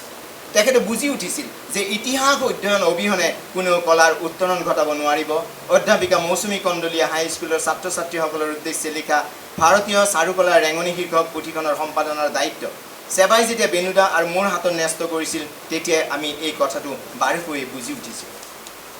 গড়কীয় অপহৰণ কাণ্ড আৰু অন্যান্য শীৰ্ষক লিখনৰ মাজেৰে বেনুদাৰ লিখন শৈলী, সুমধুৰ ভাৱ, ভাষা আদিয়ে এজন প্ৰতিষ্ঠিত লেখক হিচাপেও তেওঁৰ পৰিচয় দি গৈছে। কবি হীৰেণ ভট্টাচাৰ্য আৰু বিশিষ্ট লোককলা গৱেষক ডক্টৰ বীৰেন্দ্ৰনাথ দত্তৰ সৈতে থকা তেখেতৰ দীৰ্ঘকালীন বন্ধুত্বইও অসমৰ সমাজ জীৱনত আন এক যোগাত্মক প্ৰভাৱ বিস্তাৰ কৰি গৈছে। এই ক্ষেত্ৰত হিৰুদাৰ সৰহসংখ্যক কবিতাৰ কলা চিয়াহীৰে কৰা পানী ৰঙৰ অলংকৰণসমূহে ছবি আৰু কবিতাৰ যিদৰে এক সংবেদনশীল জ্যোতিৰ সৃষ্টি কৰিছে, সেইদৰে বীৰেন্দ্ৰনাথ দত্ত ছাৰৰো বেনুদাৰ প্ৰতি থকা অপৰিসীম ভালপোৱা আৰু মৰমে গুৱাহাটী আৰ্টিষ্ট গিল্ডক আৰম্ভণিতে নিজৰ ঘৰতে পাৰি দিয়া ৰঙা দলিচাৰ কথা আজিও প্ৰতিজন শিল্পীয়ে শ্ৰদ্ধাৰে পঢ়ে। বেনুদাৰ পৰম গুৰু ৰামকিংকৰ বেইজৰ সান্নিধ্য, পুৰণি শান্তি নিকেতনৰ স্মৃতি, কিংকৰ্দাৰ গানৰ সুৰৰ তালে তালে তবলা সংগত ইত্যাদি কথাবোৰ আমাক লগ পালে বেনুদাই কৈছিল, সুধিছিল আমাক আমাৰ সময়ৰ শান্তি নিকেতনৰ খবৰ। আগৰ পৰিৱেশ নাই বুলি ক'লে আঘাত পাইছিল, আকৌ কিছু মুহূৰ্তৰ পাছতে তেওঁ কৈ উঠিছিল পৰিৱৰ্তনটো হ'বই। সেয়ে হয়তো আজি কিছুদিন আগতে, মৃত্যুৰ এবছৰমান আগতে, প্ৰায় 50 বছৰ পাছত অৰ্থাৎ যোৱা বছৰ এবাৰ শান্তি নিকেতনৰ পৰা ঘূৰি আহে আৰু বিৰক্তিৰে তাৰ পৰা উভতি আহি মোক কৈছিল, বুজিছা মুনিন, ৰবি ঠাকুৰ আহিলেও শান্তি নিকেতনত এতিয়া আৰু 1 মিনিটো নাথাকে। যি কি নহওক, বেনুদাৰ মানস পুত্ৰ গুৱাহাটী আৰ্টিষ্ট গিল্ডৰ কোলাত উঠিয়েই ময়ো এদিন উচ্চ শিক্ষাৰ্থে শান্তি নিকেতনৰ কলা ভৱনত অধ্যয়ন কৰাৰ সুযোগ পাইছিলোঁ আৰু আজি এক সুস্থ ৰুচিবোধেৰে জীয়াই থাকিব পাৰিছোঁ। লগতে এই কথাটো মনলৈ আহিছে যে এক অনুষ্ঠান সদৃশ বিশেষ এই ব্যক্তিজন আন বহুতৰ দৰে অসমলৈ উভতি নাহি কলকাতা কিংবা ভাৰতৰে আন কোনো চহৰত থাকি নিজ ৰহস্য কিংবা সুনামৰ বাবে কাম কৰিব পাৰিলেহেঁতেন। তেতিয়াহ'লে হয়তো আজি ৰাষ্ট্ৰীয় পৰ্যায়ৰ এজন শিল্পী হিচাপে স্বীকৃতি পোৱাৰ লগতে আন বহুতো খ্যাতেৰেও বিভূষিত হ'লহেঁতেন। কাৰণ তেখেত আছিল ৰামকিংকৰ বেইজ, বিনোদ বিহাৰী মুখাৰ্জী, ৰাধাচৰণ বাগচি আদিৰ দৰে ভাৰতীয় চিত্ৰকলাৰ প্ৰবাদ শিল্পীৰ পোনপটীয়া ছাত্ৰ, যাৰ হাতৰ ৰং, ৰূপ আৰু ৰেখাই সেইসকল গুৰুৰ আদৰ্শ ছাত্ৰ এজনেৰেই পৰিচয় দি গৈছে। সেয়েহে আকৌ এবাৰ ওপৰত উল্লেখ কৰি অহাৰ দৰে মই ক'ব বিচাৰিছোঁ যে বেণু মিশ্ৰ যাতে কাৰো বাবে এক গুজব হৈ আগ নাবাঢ়ে, তেখেতে বহু কিবা কিবি কৰিব নোৱাৰিলেও যিখিনি কৰি থৈ গ'ল সেইবোৰৰ যেন এক সুস্থ মূল্যায়ন হয় আৰু নৱপ্ৰজন্মৰ বাবে সদায় এক আদৰ্শ হৈ থাকে, এই আশাৰে আজিলৈ সামৰিছোঁ। আজিৰ এই অনুষ্ঠানত উপস্থিত প্ৰয়াত বেণু মিশ্ৰদেৱৰ পৰিয়ালবৰ্গ, আমন্ত্ৰিত বিশিষ্ট বক্তাসকল আৰু মিশ্ৰদেৱৰ গুণমুগ্ধ সুধী সমাজ, লগতে শিল্পীসকল। আচলতে মোক কিয় মাতিলে মই নাজানো, মই শিল্পৰসিকটো নহয়েই। সাধাৰণভাৱেও ছবি এখন বুজাৰ কাৰণেও আজিকালি মোৰ বহুত কষ্ট হয় আৰু বহুত ছবিটো নুবুজাকেই যায়। কিন্তু আজি মই ইয়ালৈ আহি সঁচাকৈয়ে বিশেষভাৱে উপকৃত হৈছোঁ। যিসকল বক্তাই, শ্ৰদ্ধেয় বক্তাই উদয়ন বিশ্বাসদেৱৰ পৰা আৰম্ভ কৰি প্ৰতিভাচাৰ্যদেৱ, মৌচুমী কণ্ডলী আৰু মুনীন্দ্ৰনাথ ভট্টাচাৰ্য, এই চাৰিগৰাকী যি বক্তব্য শুনিলোঁ, এইখিনিয়ে কেৱল বেণু মিশ্ৰদেৱক বুজাতে নহয়, হয়তো অনাগত দিনত 2-4খন ছবি বুজিবলৈ হয়তো মই চেষ্টা কৰিব পাৰিম অন্তত, বুজো নুবুজো, এতিয়া চেষ্টাই নকৰা হৈছোঁ।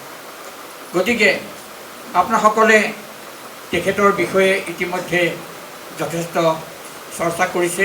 তেখেতৰ সান্নিধ্য লাভ কৰা মানুহ আছে। এই আৰ্টিষ্ট গিল্ডৰ অধিকাংশ সদস্যই তেখেতৰ যিসকলে আহিছিল আজি 20-30 বছৰ আগতে, সকলোৱে তেখেতৰ সান্নিধ্য লাভ কৰি গৈছে আৰু নতুনখিনিও লাভ কৰিছে। ময়ো আচলতে তেখেতক ব্যক্তিগতভাৱে পাইছিলোঁ আৰু পোৱাৰ আগতে মই অৱশ্যে তেখেতৰ ছবিৰ সৈতে চিনাকি হৈছিলোঁ নৱযুগৰ বেটুপাতৰ যোগেদি। নৱযুগ মই ৰাখিছিলোঁ, 2-4টা লিখিছিলোঁ তেতিয়া মই কলেজীয়া ছাত্ৰ আছিলোঁ। তেতিয়াই মই তেখেতৰ নৱযুগত যি বেটুপাতৰ যি সুকুমাৰ কাৰ্য, যি প্ৰকাশ, যি আঁচ, যি ৰং, এটা সুন্দৰ ব্যৱহাৰ, সেই তাৰ দ্বাৰা এটা একেবাৰে বুজাব নোৱাৰা এক অব্যক্ত অনিৰ্বচনীয় এক আনন্দ অনুভৱ কৰিছিলোঁ। আৰু গুৱাহাটীলৈ আহি যেতিয়া তেখেতক ব্যক্তিগতভাৱে লগ পালোঁ, তেতিয়া মই তেখেতৰ সৈতে সেইখিনি মই বুজিবলৈ চেষ্টা কৰিলোঁ আৰু তেখেতৰ সৈতে কিছু অন্তৰংগ মুহূৰ্ত আমি পাইছোঁ। আমি আকাশবাণী কেইবাজনো মানুহ তেখেতৰ সৈতে ঘনিষ্ঠ আছিলোঁ। তেখেতক তেনেকৈ আমি বিভিন্ন ঠাইত পাইছোঁ, ঘনিষ্ঠভাৱে পাইছিলোঁ। সেইখিনি এতিয়া মই স্মৃতিচাৰণ নকৰোঁ। কিন্তু আজিৰ যি এই অনুষ্ঠান হৈছে, এই অনুষ্ঠানে মই ভাবোঁ কেৱল তেখেতকেই নহয়, শিল্পকলা বা অসমৰ বিভিন্ন যিসকল আৰ্টিষ্ট, যিসকল চিত্ৰশিল্পী, তেখেতসকলৰ শিল্পকলা বুজাটো এনে অনুষ্ঠানে বিশদভাৱে সহায় কৰিব বুলি মোৰ বিশ্বাস। মই বিশেষ নকওঁ, মোৰ মাত্ৰ এটাই অনুৰোধ, আৰ্টিষ্ট গিল্ডে যেন ভৱিষ্যতেও এনেধৰণৰ অনুষ্ঠানৰ আয়োজন কৰে আৰু আয়োজন কৰি আমাৰ দৰে বা যিসকলে নতুনকৈ শিকিবলৈ আহিছে, চাবলৈ আহিছে, বুজিবলৈ আহিছে, তেখেতসকলক শিল্পকলা বুজাত, শিল্পসকলৰ প্ৰতি, কলাৰ প্ৰতি তেখেতসকলৰ আগ্ৰহ বঢ়োৱাত আৰু ছাত্ৰ ছাত্ৰীসকলৰ আগ্ৰহ বঢ়োৱাত যি মই সহায় কৰিব, এইখিনিকে মই ক'লোঁ। আৰু মই এনে প্ৰয়াসৰ উত্তৰোত্তৰ সফলতা কামনা কৰি মই বক্তব্য সামৰিছোঁ। ধন্যবাদ। নমস্কাৰ। আজিৰ এই অনুষ্ঠানত উপস্থিত থাকিবলৈ পাই মই নিজকে বৰ ধন্য মানিছোঁ। বিশেষকৈ উত্তৰ পূৰ্বাঞ্চল বুলিয়েই নহয়, ভাৰতৰ আৰু মই ভাবোঁ যে বিশ্বৰ প্ৰেক্ষাপটত চিত্ৰশিল্পৰ প্ৰেক্ষাপটত বিশেষভাৱে মই ভাবোঁ উল্লেখযোগ্য নাম বেণু মিশ্ৰ আজি এই অনুষ্ঠানত থাকিবলৈ পাই মই নিজকে ধন্য মানিছোঁ। আৰু অতভৰে আপোনালোকৰ বক্তব্য শুনি বিশেষভাৱে বেণু মিশ্ৰ যাৰ জীৱন জগত তেওঁৰ চিন্তাৰ বিশাল ভুৱন আৱিষ্কাৰ কৰাৰ যি এক বাট ওলাল আৰু যি এক পৰিৱেশ আজি দেখা পাল তাৰ বাবে মই আপোনালোকৰ ওচৰত পুনৰাই কৃতজ্ঞতা জ্ঞাপন কৰিছোঁ। বেণুদাক লগ পোৱাৰ আগতে মই যেতিয়া চাহ বাগিচাত আছিলোঁ, যেতিয়া মই দেৰগাঁও কলেজৰ পঢ়ি আছিলোঁ, তেতিয়াৰ পৰা সৰুৰ পৰা যিহেতু ছবি অঁকাৰ এটা নিচা আছিল, গতিকে মোৰ জীৱনৰ এটাই লক্ষ্য আছিল যে এদিন ভৱিষ্যতে মই চিত্ৰশিল্পী এগৰাকী হ'ম বুলি। আৰু সেইবাবে যেতিয়াই বিভিন্ন আলোচনী বা কিতাপত মই বেণুদাৰ চিত্ৰকলাৰ যি ইলাষ্ট্ৰেশ্যন মই দেখা পাইছিলোঁ বা যি কেলিগ্ৰাফি দেখিবলৈ পাইছিলোঁ, সেইবোৰ আমি তেতিয়াই অনুকৰণ কৰিবৰ কাৰণে চেষ্টা কৰিছিলোঁ। তাৰপিছত গুৱাহাটীলৈ মই যেতিয়া গুৱাহাটী বিশ্ববিদ্যালয়লৈ পঢ়িবলৈ আহিলোঁ, তেতিয়া ক'ব নোৱাৰে 1980 চনত মই গুৱাহাটী আৰ্টিষ্ট গিল্ডৰ লগত যুক্ত হ'লোঁ। তেতিয়া গুৱাহাটী আৰ্টিষ্ট গিল্ড আছিল বীৰেন্দ্ৰনাথ দত্ত ছাৰৰ বাসভৱনত। আৰু তেতিয়াৰ পৰা নৱকান্ত বৰুৱা ছাৰ, বেণু মিশ্ৰ দা, হীৰেন ভট্টাচাৰ্য, শশী বৰদলৈ, ৰাজেন হাজৰিকা আদি শিল্পীসকলৰ সান্নিধ্যলৈ অহাৰ সুযোগ ঘটিল। আৰু সেই সময়তে মই লগ পাইছোঁ আটাইকেইগৰাকী, এই সময়ৰ আটাইকেইগৰাকী উল্লেখযোগ্য শিল্পী আজি মোৰ সন্মুখত বহি আছে। বন্ধু জ্ঞানেন্দ্ৰ বৰকাকতি, প্ৰণামেন্দু বিকাশ ধৰ, আমিনুল হক, আজি সকলো শিল্পীক তেতিয়াই লগ পাইছিলোঁ। আৰু তেনেধৰণে মোৰ মনত কবিতাৰ শিল্পৰ প্ৰতি যি এক আন্তৰিকতা, সেই আন্তৰিকতা তেতিয়াই গঢ় লৈ উঠিছিল। ইয়াৰ পিছত বেণুদাক মই বিভিন্ন সময়ত বিভিন্ন ঠাইত লগ পাইছোঁ, বেণুদাৰ সান্নিধ্য লাভ কৰিছোঁ। কিন্তু এবাৰ আমি যেতিয়া উৎকৰ হেমন্ত গায়নৰ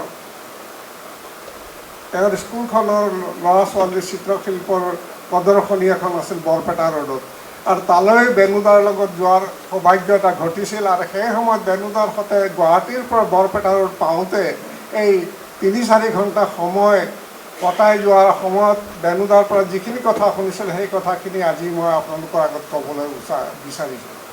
বেণুদাই কৈছিল যে তাঁতি মানুহ এজনে যিকোনো এটা মিডিয়ামত, যিকোনো এটা মাধ্যমতহে মানুহে পাৰদৰ্শিতা লাভ কৰিব পাৰিব, বিভিন্ন মাধ্যমত নহয়। আৰু বোধ কৰোঁ সেই কথাটো মোক সকীয়াই দিছিল যে মই কবিতাৰ লগতে মই ছবি আৰু মই গদ্যৰ কথা চিন্তা কৰিছিলোঁ। আৰু মই তেতিয়া বুজি উঠিছিলোঁ যে যিকোনো এটা মাধ্যমতহে মানুহে অৱশেষত পাৰদৰ্শিতা লাভ কৰিব পাৰে। কিন্তু যদি একান্ত সাধনা থাকে, তেনেহ'লে এজন মানুহ, এজন কবিয়ে হওক বা লেখকেই হওক বা এগৰাকী শিল্পীয়ে হওক, বিভিন্ন মাধ্যমত সমানে পাৰদৰ্শিতা লাভ কৰিব পাৰে। বেণুদাক লগ পোৱাৰ পিছত বেণুদা তেতিয়া শান্তিনিকেতনৰ সেই দিনবোৰৰ কথা কৈছিল, যে কি ধৰণে সমৃদ্ধ চাহাৰ কথা কৈছিল। সমৃদ্ধ দাক মই পাছত হিৰুদাৰ জৰিয়তে মই লগ পাইছিলোঁ কলিকতাত। সমৃদ্ধ আজি আমাৰ মাজত নাই। সমৃদ্ধাৰ কথা অলপতে ডক্টৰ ভূপেন শৰ্মা ছাৰৰ গল্পৰ জৰিয়তে গম পাইছোঁ।